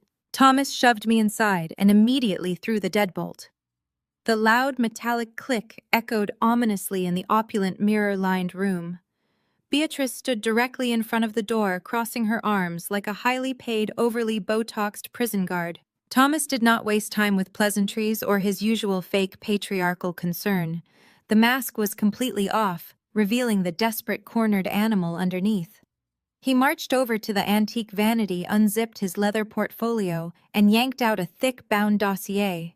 He slammed it onto the glass surface with unnecessary force. He looked at me with a triumphant, malicious sneer. He genuinely thought he had finally found his winning hand. "I warned you," Fiona Thomas spat, pointing a shaking, aggressive finger at the dossier. "I told you that blood is thicker than water, but you wanted to play hardball. You think you are untouchable just because you sit in a glass tower and buy up properties." He tapped the cover of the file repeatedly. "This is a comprehensive, highly detailed report outlining illegal insider trading at Vantage Holdings. It shows exactly how you manipulated shell companies to acquire my debt and this very estate. Sign over the deed to the estate and forgive my debt, or I send this to the SEC tomorrow. I will see you rot in federal prison." Beatrice nodded viciously, stepping away from the door to join his side and reinforce his attack. "You brought this on yourself, Fiona," she snarled, her voice dripping with venom. "We gave you every opportunity to be a normal part of this family. We tried to include you, but you are just too selfish, greedy, and vindictive. We are a family, and you will obey your father. Sign the papers and stop this ridiculous, embarrassing tantrum right now." I did not flinch. I did not blink. I did not give them the satisfaction of a single micro-expression of fear. I slowly walked over to the vanity and looked down at the dossier. I picked it up immediately, noting the cheap, lightweight paper. I flipped open the cover and scanned the first few pages. It took me exactly 4 seconds to spot the glaring, humiliating errors. The header used a font the Securities and Exchange Commission had retired 8 years ago. The routing numbers for the alleged offshore accounts were missing 2 critical digits. The dates of the supposed illegal trades fell on federal holidays when the markets were explicitly closed. It was a remarkably sloppy, amateurish fabrication. It was exactly like the forged medical power of attorney they had used to steal my savings. Thomas was a creature of absolute habit, and his primary habit was cutting corners and assuming everyone else was stupider than him. I let out a short, sharp laugh. I tossed the dossier casually back onto the vanity where it slid and bumped against a crystal perfume bottle. Thomas's triumphant smirk faltered instantly. He looked at Beatrice, then back to me, deep confusion replacing his arrogant confidence. "You really are a one-trick pony, Thomas," I said, leaning comfortably against the edge of the vanity. "If you are going to commit felony blackmail against a corporate CEO, you should at least hire a competent forger. This is embarrassing even for you." I picked up the first page again and held it up to the harsh lighting of the vanity mirror. "You listed heavy trading activity on Thanksgiving Day. The New York Stock Exchange is closed on Thanksgiving, Thomas. You also misspelled the name of your own shell corporation on page 4. You spelled holdings without the letter D." Thomas lunged forward, snatching the page from my hand. He stared at it, his eyes scanning the text frantically, his face draining of all remaining color. He was breathing heavily, a low wheezing sound coming from his chest. Beatrice moved closer to him, her eyes wide with mounting dread as she realized the threat had completely failed. "What are you talking about?" Beatrice demanded, her voice rising in pitch. "Thomas, tell her she is lying. Tell her the evidence is real. Show her we are not playing games. The evidence is as fake as your marriage." "Beatrice," I replied, my voice a quiet, lethal weapon. "He printed templates off the internet and poorly filled in the blanks. But here is the truly fascinating part about this little extortion attempt." I took a deliberate step closer to Thomas, forcing him to meet my gaze. In order to make these fake documents look remotely credible, Thomas had to include real internal accounting numbers from his own manufacturing company, numbers that explicitly tie him to the embezzlement he committed to keep his business afloat for the past 2 years. "You did not manufacture leverage against me, Thomas. You just handed me a signed physical confession to corporate fraud completely unprompted." Thomas dropped the paper as if it were physically burning his hands. He stumbled backward, his calves hitting the edge of a velvet chaise lounge. He collapsed onto it, clutching his chest. "You set me up," he gasped, his chest heaving. "You knew I would try to find leverage. You backed me into a corner." "I did not have to set you up, Thomas," I said smoothly, checking the sleek watch on my wrist. "I just had to wait for your natural arrogance to make a fatal mistake." Extortion is a serious state charge, but combining extortion with falsifying federal financial documents and handing over proof of your own corporate embezzlement, that elevates this to a completely different bracket of the justice system. Beatrice began to hyperventilate, looking frantically at the locked door and then back at her ruined husband. She was finally out of deflections. There was no medical emergency she could fake to get out of this room. "And the timing is truly impeccable," I added. I walked past them and unlocked the heavy suite door. I pulled it open wide, letting the noise of the ballroom flood back in, because the guests I actually invited to this rehearsal dinner just arrived. The heavy mahogany door stood wide open, the lively, oblivious chatter of the ballroom clashing violently with the suffocating tension inside the bridal suite. Thomas lunged forward, his face slick with a terrified sheen of sweat, desperate to pull the door shut and contain his catastrophic mistake. Before his fingers could even brush the brass handle, the 2 massive security guards who had flanked me earlier stepped smoothly into the doorframe, their broad shoulders completely blocking his path. Thomas recoiled as if he had been physically struck, stumbling backward into the center of the room. He clutched the fabricated dossier to his chest, a pathetic shield against an insurmountable reality. Beatrice darted to his side, her chest heaving as she stared at the open doorway. "Close the door," she hissed at me, her voice a frantic, breathy whisper. "Close it right now, Fiona. We are making a deal. We are keeping this in the family." I looked at their panicked, sweating faces, at the cheap forged documents crushed against my father's expensive tuxedo, and at the sheer absurdity of their belief that they still possessed any leverage. I did not get angry. I did not yell. Instead, a genuine, resounding laugh bubbled up from my chest, echoing brightly off the mirrored walls of the opulent suite. It was a laugh of pure, unadulterated liberation. "Are you laughing at us?" Thomas demanded, his voice cracking into a high pitch. "I hold your entire corporate future in my hands. I will send you to federal prison." I stopped laughing, but the cold smile remained fixed on my face. I stepped away from the open doorway and walked slowly into the center of the room, forcing both of them to track my movements. I raised my hand and pointed a single perfectly manicured finger toward the ceiling. "Look up, Thomas!" I commanded, my voice dropping to a dangerously quiet register. "Look directly above your head." Thomas hesitated, his eyes darting suspiciously toward me before he slowly tilted his head upward. Beatrice followed his gaze, her neck craning toward the ornate plaster molding. Nestled discreetly beside a crystal light fixture was a sleek, modern smoke detector. In the very center of the device, a tiny, bright red light blinked in a steady, rhythmic pulse. "Did you actually forget that I own this building?" I asked, my tone dripping with absolute condescension. "Did you think a billionaire CEO acquires a primary event estate without upgrading the infrastructure? This entire room, including the private bridal suite you chose for your little extortion attempt, is wired with high-definition security cameras and highly sensitive multi-directional audio recording equipment." The color drained entirely from Thomas's face, leaving him a ghastly translucent white. His jaw went slack. The dossier slipped from his loosening grip. The pages spilled out, scattering across the expensive Persian rug like dead leaves. "You cannot use that!" Beatrice stammered, her voice shrill and trembling. "That is illegal. You need consent to record private conversations." "We did not consent to anything.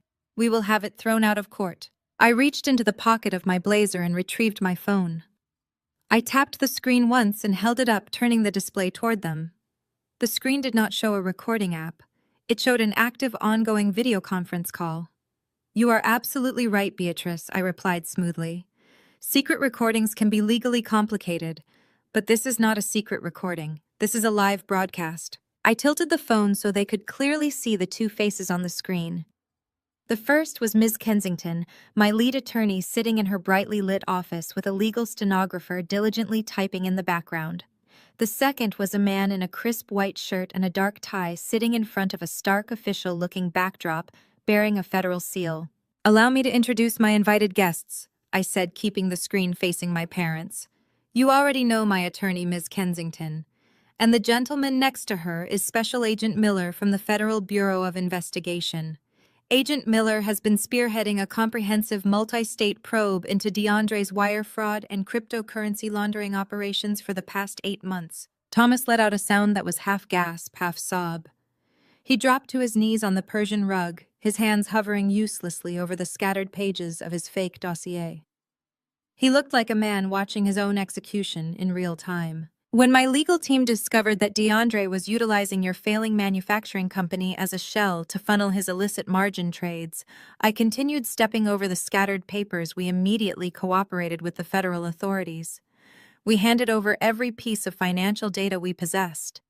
The FBI just needed one final piece to the puzzle.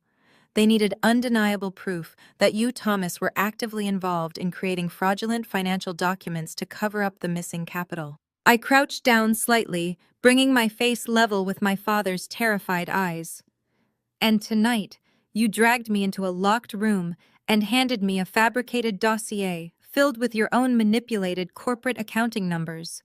You verbally confessed to utilizing shell companies. You threatened a corporate officer. You literally gift-wrapped the exact evidence the federal government needed to secure an indictment against you, and you broadcast it live directly to the lead investigator." Beatrice let out a high, piercing wail. The facade of the loyal, supportive wife instantly disintegrated. She scrambled backward, pressing her back against the mirrored vanity, putting as much physical distance between herself and Thomas as the room would allow. "I did not know anything about this," Beatrice shrieked, pointing wildly at her husband. "He made me come in here. He told me to threaten you. I never looked at those papers. I do not know anything about offshore accounts or cryptocurrency. I am just a housewife. You cannot arrest me." Thomas looked up at his wife, absolute betrayal washing over his face. "You agreed to this," he rasped, his voice weak and broken. "You said we had to force her hand to save the house." I watched the two of them turn on each other like cornered rats, tearing each other apart to save their own skins. The invincible, untouchable parents who had dictated every aspect of my life, who had treated me like an acceptable casualty for their own ambition, were now groveling on the floor of a venue I owned. The balance of power was not simply shifting. It had been permanently, violently shattered, and the shards were raining down entirely on their heads. "Agent Miller," I said clearly, addressing the phone in my hand. "I believe you have everything you need. We have it all, Ms. Wilson." The agent's voice crackled crisply through the phone speaker.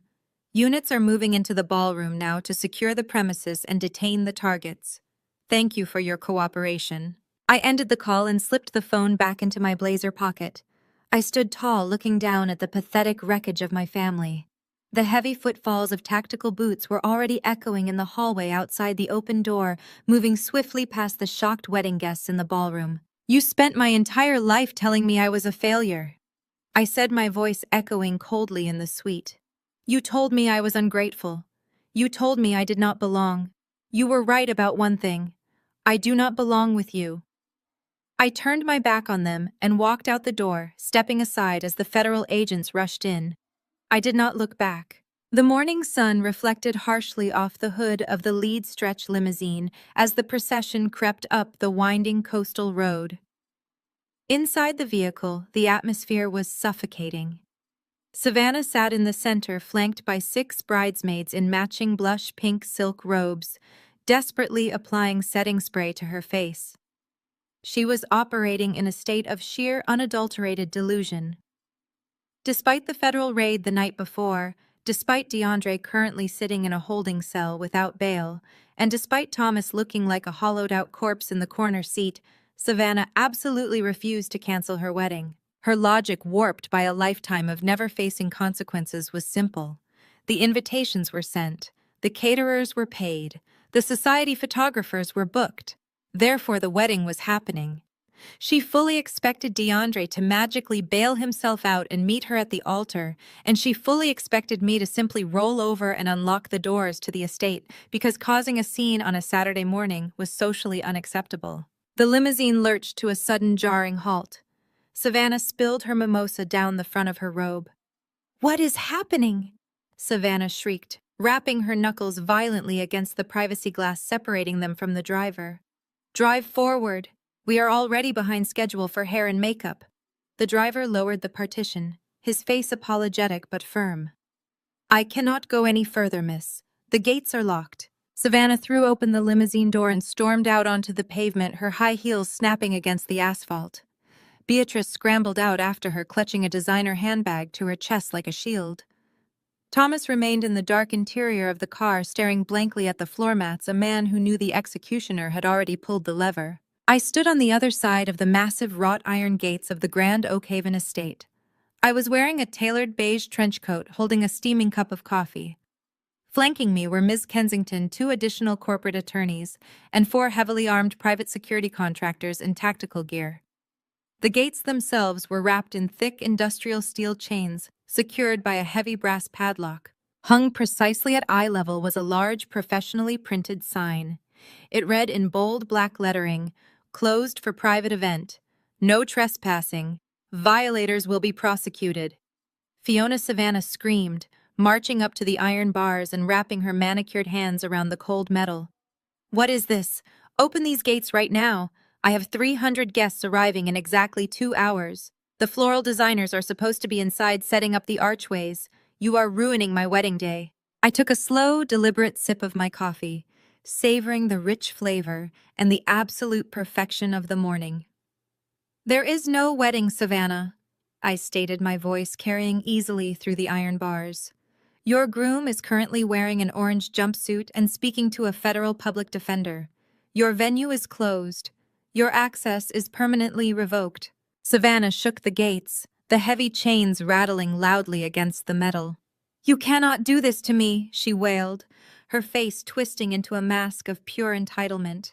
"I am Savannah Wilson. I am marrying a billionaire. You are just jealous because you are a pathetic, bitter spinster who wants to destroy my happiness. Open the gate." Ms. Kensington stepped forward, adjusting her glasses. "Miss Wilson, you are currently loitering on the private driveway of Vantage Holdings. If you do not instruct your vehicles to vacate the premises immediately, we will have them towed and you cited for criminal trespassing." Beatrice rushed forward, grabbing Savannah by the shoulders and pulling her back slightly from the gate. She looked through the bars at me, her eyes red and puffy from a night of hysterical crying and police interrogations. "Fiona, please," Beatrice begged, her voice trembling. "Think about the humiliation. Half the city council is on the guest list. The governor's wife is attending. You cannot force us to turn them away at the street. Let us just use the grounds for the ceremony. We will leave immediately after. We will sign whatever you want. Please just save our family this embarrassment." I looked at the woman who had spent 30 years weaponizing her fragility against me. I felt absolutely nothing. "You did not care about humiliation when you drained my bank accounts while I was on life support," I replied, my tone conversational and completely devoid of empathy. "You did not care about family when you funded your daughter's plastic surgery with my stolen identity. You built your entire life on a foundation of theft and lies." "Beatrice, today is the day the bill comes due. I am not saving you from anything." A loud, sustained horn blast echoed up the road. A massive catering truck had pulled up behind the fleet of limousines, completely blocking the narrow street. Behind it, a van from a luxury floral company slammed on its brakes. The logistics of Savannah's $1 million wedding were colliding with the concrete reality of my locked gates. Savannah looked at the line of blocked vendor trucks, the reality of the situation finally piercing her thick armor of denial. Her breath hitched. She let out a guttural, gasping cry and sank to her knees right there on the asphalt, the blush pink silk of her robe dragging in the dirt. She buried her face in her hands, her shoulders heaving as her entire carefully curated universe imploded in front of a growing audience of annoyed delivery drivers. Beatrice fell to her knees beside her, wrapping her arms around her golden child, both of them weeping on the shoulder of the road. Inside the lead limo, I could see Thomas pressing his forehead against the tinted glass, refusing to even step outside to comfort them. I turned to the lead security contractor. "Do not let a single person past this gate," I instructed clearly. "If any of those vehicles remain on the access road in 10 minutes, call the police and have them impounded." "Understood, Ms. Wilson," the guard replied, assuming a rigid stance in front of the padlock. Savannah saw me approaching and scrambled to her feet. The knees of her expensive blush silk robe were stained with dark motor oil and street dust. Her carefully applied bridal makeup was a ruined, streaky mess running down her cheeks in dark, muddy rivers. She pressed her face against the cold metal bars, dropping her pride entirely. Her manicured fingers gripped the iron so tightly her knuckles turned a stark white. "Fiona, please!" Savannah sobbed, her voice cracking into a pathetic, high-pitched whine. "I will do anything. I will apologize for everything. Just let us in. Do not ruin my special day. The vendors are staring at us. The guests will be arriving any minute. Just open the gates and I will never ask you for anything ever again. I promise." I stopped exactly 2 feet from the gate, remaining just out of her physical reach. I looked past her weeping form directly at the open door of the limousine. "Thomas!" I called out, my voice slicing through the morning air like a newly sharpened blade. "Get out of the car. You are the patriarch of this family. Come and stand by your daughter while her world falls apart." For a long moment, nothing happened. Then, slowly, Thomas emerged from the back seat. He looked like a man who had aged 20 years overnight. His expensive suit hung loosely on his frame, and his face was drawn ashen and slick with a sickly sweat. He walked unsteadily toward the gate, refusing to look at the line of catering trucks and luxury floral vans piling up on the street behind him. He stopped next to Beatrice, who was holding her stomach and weeping silently. Fiona Thomas began, his voice a raspy, weak imitation of his usual booming authority. "We paid you in full for this venue. We transferred $80,000 into your holding account 3 months ago. We have a legally binding agreement. You cannot simply lock us out on the morning of the event. It is a fundamental breach of contract. We have rights." I smiled, a genuine, terrifying smile that did not reach my eyes. I held my hand out to the side. Ms. Kensington immediately stepped forward and placed a thick cream-colored folder directly into my palm. I opened the folder and extracted a multi-page document printed on heavy watermarked cardstock.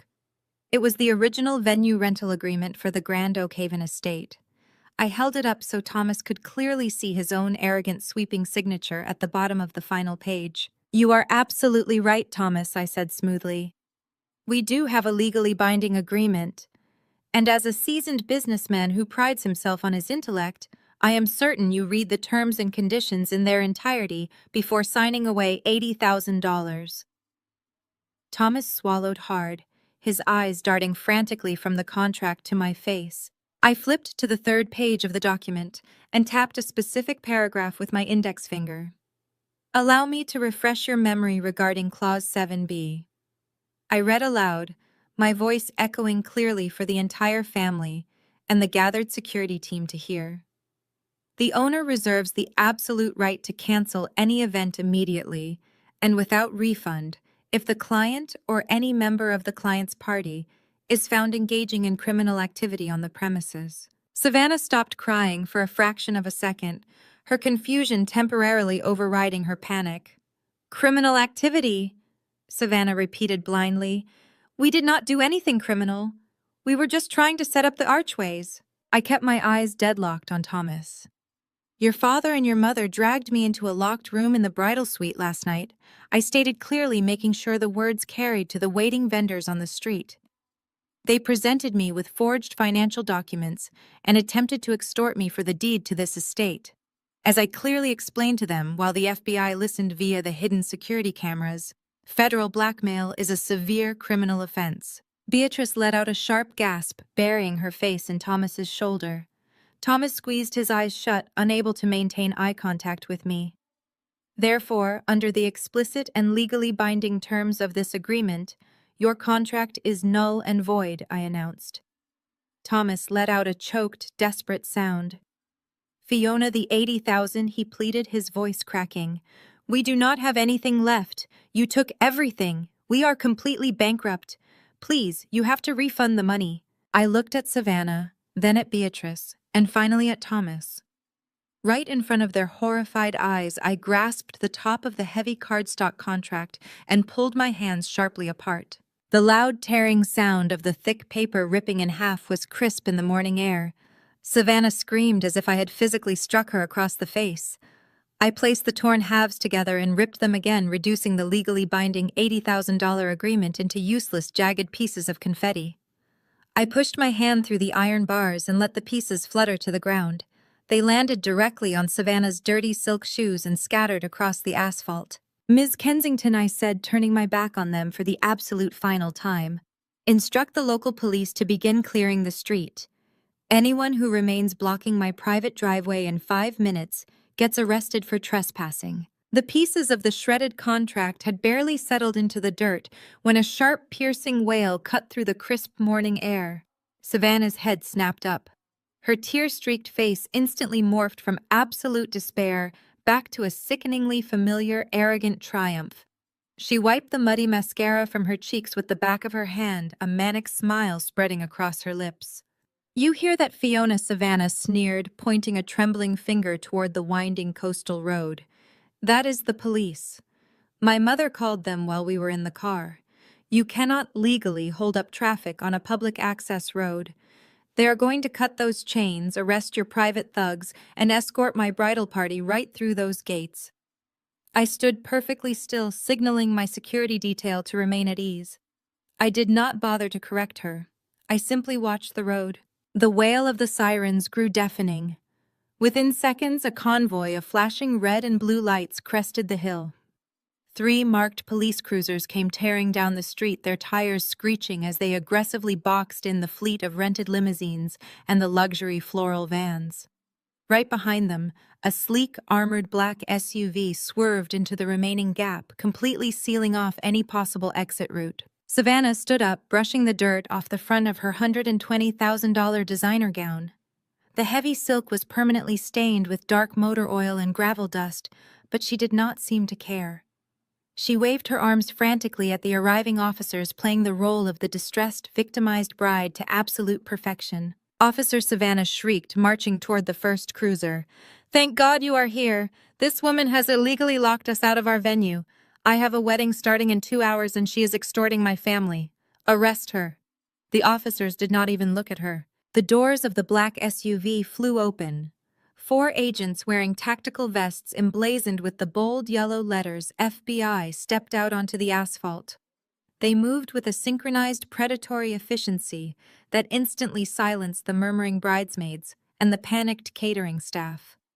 The lead agent bypassed Savannah entirely, marching straight past her ruined dress and directly toward the 3rd limousine in the convoy. He slammed his fist against the tinted glass. "DeAndre Washington."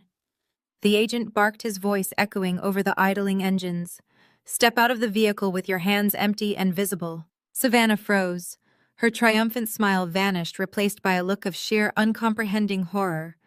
DeAndre had quietly posted a local bail 3 hours ago, slinking into the trailing limousine in a desperate, cowardly attempt to pretend the nightmare of the previous night was just a minor misunderstanding. He thought he had outsmarted the system. He thought wrong. Federal warrants superseded local jurisdictions. The limousine door slowly clicked open. DeAndre emerged, looking nothing like a billionaire tech mogul. He was wearing wrinkled sweatpants and a hoodie, his face pale and slick with terror. DeAndre Washington, the lead agent, announced loudly, grabbing his arm and spinning him around to face the side of the limousine. "You are under arrest for multi-state wire fraud, money laundering, and federal tax evasion." The sharp, metallic click of the heavy steel handcuffs snapping around DeAndre's wrists sounded like a gunshot. The bridesmaids let out a collective, horrified gasp. Savannah let out a strangled, pathetic noise, taking a stumbling step toward her groom. "DeAndre," Savannah cried out, "tell them it is a mistake. Tell them who you are." DeAndre did not look at her. He kept his head down, weeping silently as the federal agents patted him down and forcefully guided him toward the back of the armored SUV. The illusion of his immense, untouchable wealth evaporated right there on the asphalt. But the authorities were not finished. While the FBI secured the fraudulent groom, 2 local detectives from the lead police cruiser walked briskly toward the front gates. Thomas took one look at their grim, determined faces and instinctively took a step backward, bumping into the iron bars. There was nowhere left to run. "Thomas Wilson," the taller detective said, pulling a folded warrant from his jacket pocket. "We have a warrant for your immediate arrest." Thomas held up his hands in a weak, trembling gesture of surrender. "On what charges?" he stammered, his voice barely a whisper. "This is a private family dispute. We were just leaving." "You are being detained for felony identity theft, grand larceny, and the forging of a medical power of attorney," the detective stated, grabbing Thomas by the shoulder and pulling his hands behind his back. "The local police had received the fully verified files from my legal team. The evidence was irrefutable. We also have supplementary charges pending for the attempted extortion that occurred last night. You have the right to remain silent. I strongly suggest you use it." Thomas offered zero resistance. The arrogant patriarch who had spent his entire life bullying, belittling, and stealing from his own daughter simply deflated. He went entirely limp, allowing the detectives to secure the handcuffs and begin marching him toward the cruiser. Then the true chaos erupted. Beatrice, who had been watching the scene unfold in a state of catatonic shock, suddenly snapped. The fragile, highly curated reality she had worshipped for 30 years was burning to the ground, and her mind simply could not process the destruction. "Get your hands off my husband." Beatrice shrieked, her voice reaching a hysterical, ear-piercing pitch. She lunged forward, throwing her designer handbag to the ground. She hurled herself at the detective escorting Thomas, her manicured nails clawing wildly at the officer's uniform. "You cannot do this. We are the Wilsons. We are VIPs. Let him go right now." "Ma'am, step back," the second detective warned, raising his hands to intercept her. Beatrice ignored the warning. She swung her arm in a wide, desperate arc, her heavy diamond ring catching the side of the detective's face. It was a terrible, fatal mistake. Within 2 seconds, Beatrice was tackled to the hood of the police cruiser. The detective she had just assaulted pinned her arms expertly behind her back. She thrashed and kicked, screaming obscenities that completely shattered her refined country club persona. "Beatrice Wilson, you are under arrest for assaulting a police officer and resisting arrest," the detective growled, snapping a pair of cuffs onto her wrists. "Stop!" Savannah screamed, her voice tearing at the seams. "Stop it! You are ruining my wedding!" Savannah collapsed onto her knees for the second time. The expensive blush silk of her $120,000 dress tore loudly against the jagged gravel. She sank fully into the dirt, surrounded by the ripped, useless pieces of the venue contract. She sobbed uncontrollably, beating her fists against the ground as she watched the flashing police lights illuminate her absolute ruin. Her groom was in federal custody. Her father was being detained for felony theft. Her mother was screaming from the back of a police cruiser in handcuffs. I stood on the safe side of the heavy iron gates, flanked by my legal team and my security detail. I took another slow, satisfying sip of my coffee. The trap had not just sprung shut, it had crushed the entire toxic empire into dust. The harsh glare of the red and blue police lights washed over the sprawling, manicured lawns of my estate. The rhythmic, unnatural strobing illuminated the complete devastation of the Wilson family in sharp, unforgiving flashes. The air was thick with the smell of exhaust. Beatrice's shrill screams echoing from the back of the second patrol car, and the frantic, disorganized chatter of the trapped wedding vendors trying to safely back their massive trucks down the narrow coastal road. Thomas was pressed hard against the hood of the lead police cruiser. The metal popped slightly under his weight. The local detective stood behind him, maintaining a firm grip on the heavy steel handcuffs binding my father's wrists. The officer leaned in close to Thomas's ear, his voice a steady, monotonous drone that cut through the surrounding chaos. "You have the right to remain silent," the detective recited, patting down Thomas's custom-tailored suit jacket. "Anything you say can and will be used against you in a court of law. You have the right to an attorney." Thomas was trembling violently. The man who had spent his entire life projecting an aura of untouchable, ruthless authority was entirely broken. His legs shook so badly that the detective had to physically prop him up against the vehicle to prevent him from collapsing onto the asphalt. He squeezed his eyes shut, his chest heaving with rapid, shallow breaths. Ms. Kensington adjusted her glasses and stepped forward. She moved with the precise, unhurried grace of a predator that had already won the hunt. She carried a thick, heavy manila envelope tucked neatly under her left arm. I walked right beside her, the gravel crunching softly beneath our shoes, bringing us to a halt just 3 feet from the hood of the police cruiser. The detective finished reading the Miranda rights and took a step back, keeping a watchful hand on Thomas's shoulder. Thomas slowly opened his eyes. He looked at me, a pathetic mixture of terror and lingering entitlement swimming in his gaze. Miss Kensington cleared her throat, a sharp, authoritative sound that immediately commanded attention. "Thomas Wilson, Ms. Kensington," announced, her voice ringing with absolute legal finality. "Consider yourself formally served." She extended her hand, pressing the thick manila envelope directly against Thomas's chest. Since his hands were securely cuffed behind his back, the envelope slid off his ruined suit jacket and landed with a heavy, definitive smack onto the hood of the police cruiser right in front of his face. Thomas stared down at the bold, black lettering stamped across the front of the envelope. He blinked rapidly, uncomprehending. "What is this?" He rasped, his throat entirely dry. "What else could you possibly do to me?" I smiled, letting the silence stretch for a moment to ensure he felt the full weight of his impending doom. "That is the final bill coming due, Thomas," I replied, my voice steady and cold. Ms. Kensington folded her hands neatly in front of her. That envelope contains the official court-ordered notice of foreclosure for your primary residence on Maple Street, she explained smoothly.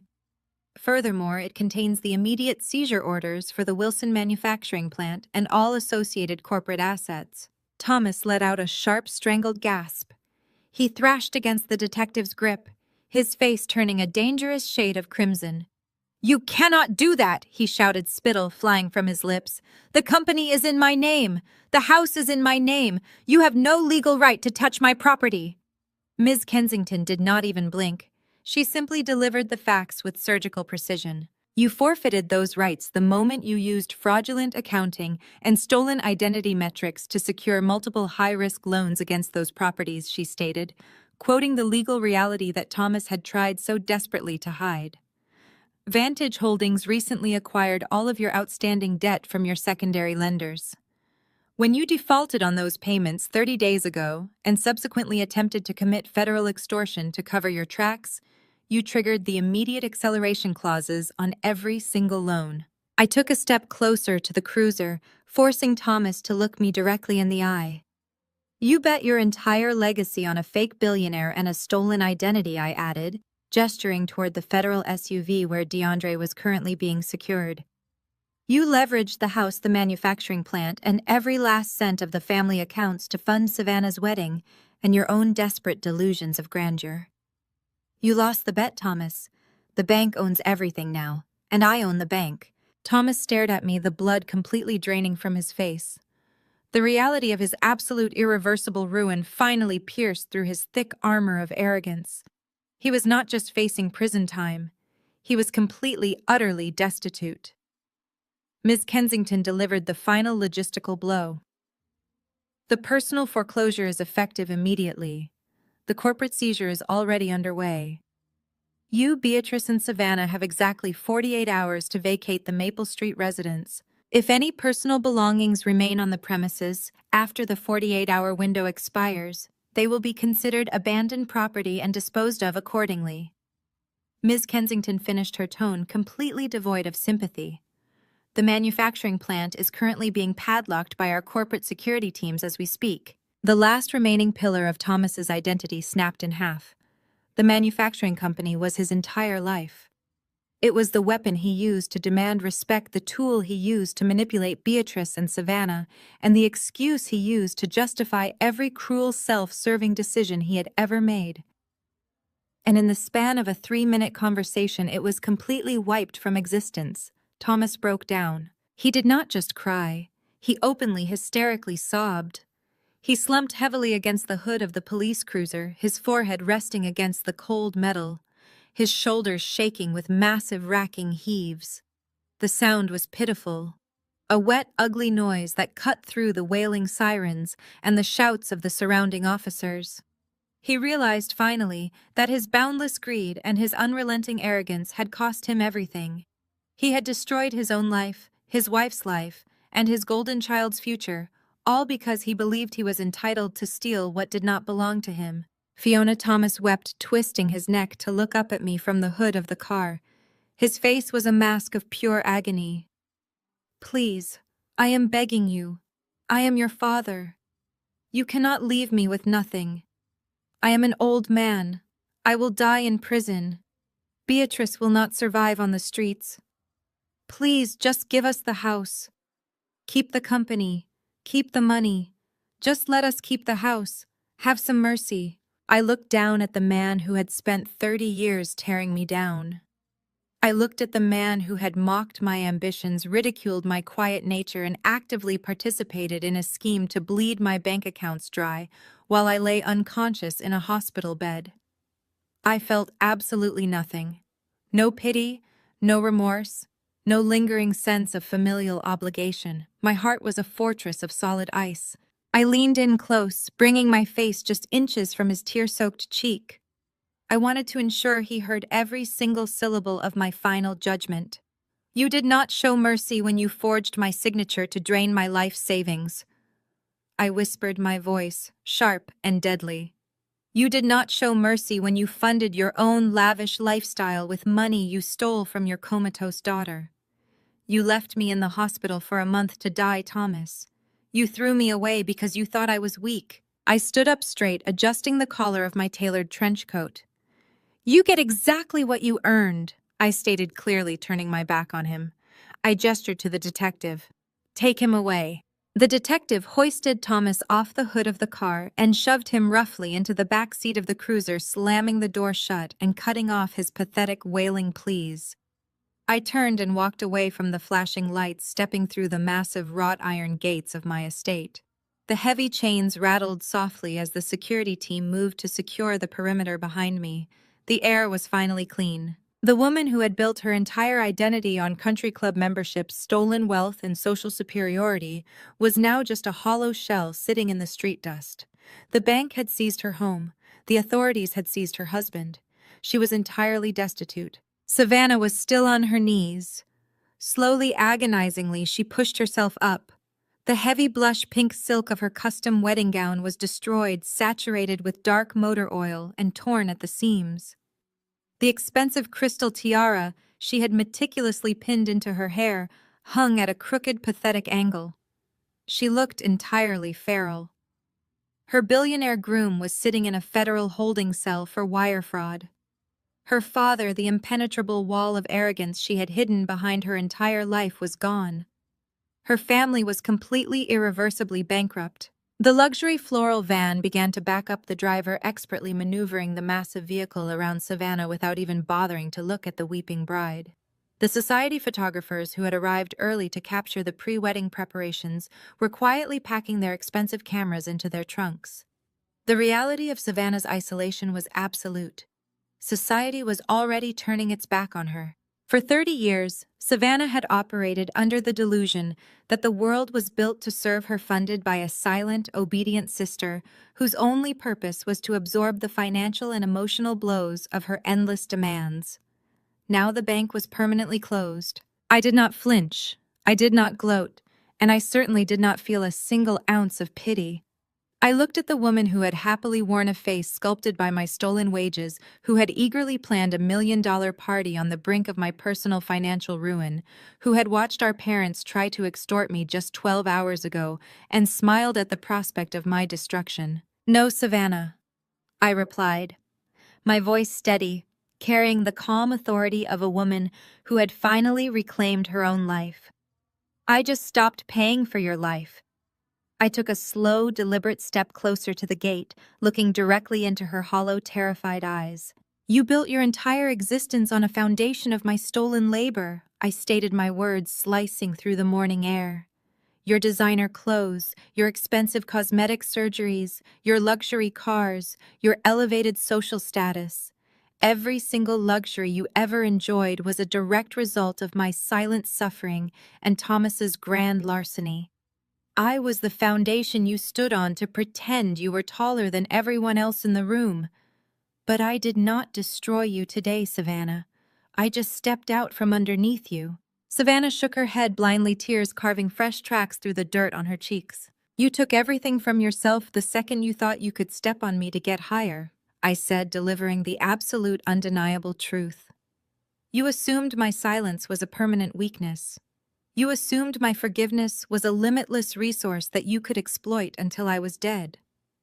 You, Thomas and Beatrice, genuinely believed you could drain my bank accounts dry while I was on life support, discard me, and simply move on to the next victim.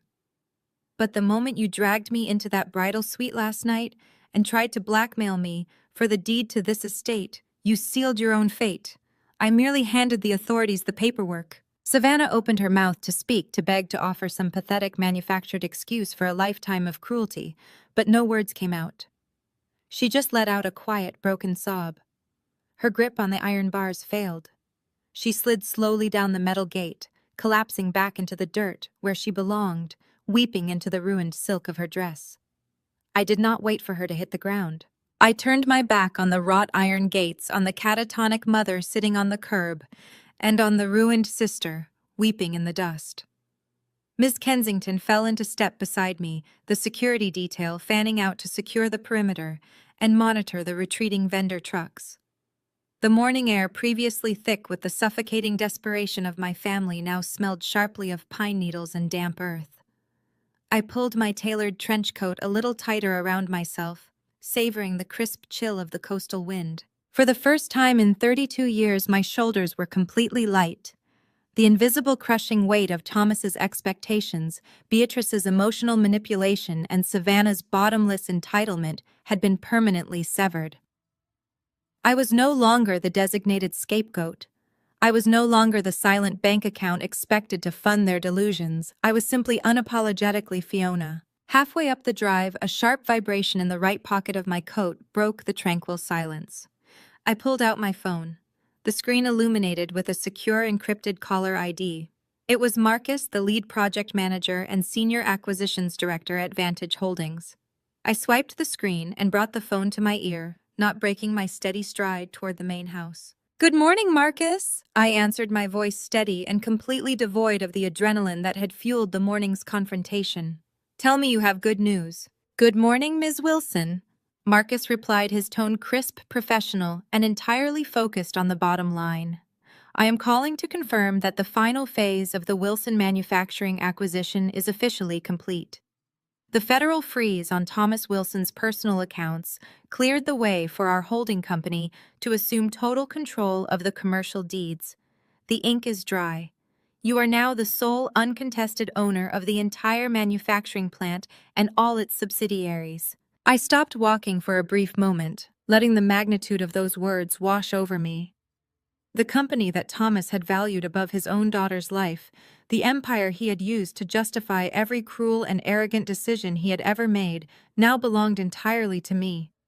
It was a flawless, irrefutable checkmate. "Excellent work, Marcus," I said, a genuine smile finally breaking across my face. "What is the current status of the asset evaluation?" "Our forensic accounting team spent the night running the numbers." Marcus continued, the faint sound of typing echoing through the receiver. "As we suspected, the operational infrastructure is severely outdated, and the brand reputation is completely toxic, given this morning's federal indictments against the former CEO. However, the physical assets, the commercial real estate, the heavy machinery, and the raw material inventory are incredibly valuable.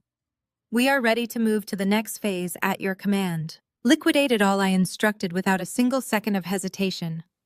"Understood," Marcus replied smoothly. "We have 3 aggressive buyers lined up for the commercial real estate alone. The machinery will be auctioned off by the end of the quarter. We are projecting a massive, unprecedented profit margin on this liquidation, Ms. Wilson. The return on investment will exceed our initial estimates by at least 40%. I will have the preliminary contract sent to your secure server by noon. Do not leave a single bolt bolted to the floor, Marcus," I added, my voice dropping to a cool, decisive register. "Strip the company down to the studs and sell the copper wiring if you have to. I want that entire corporate entity erased from the map by the end of the fiscal year." "Consider it done," Boss Marcus said.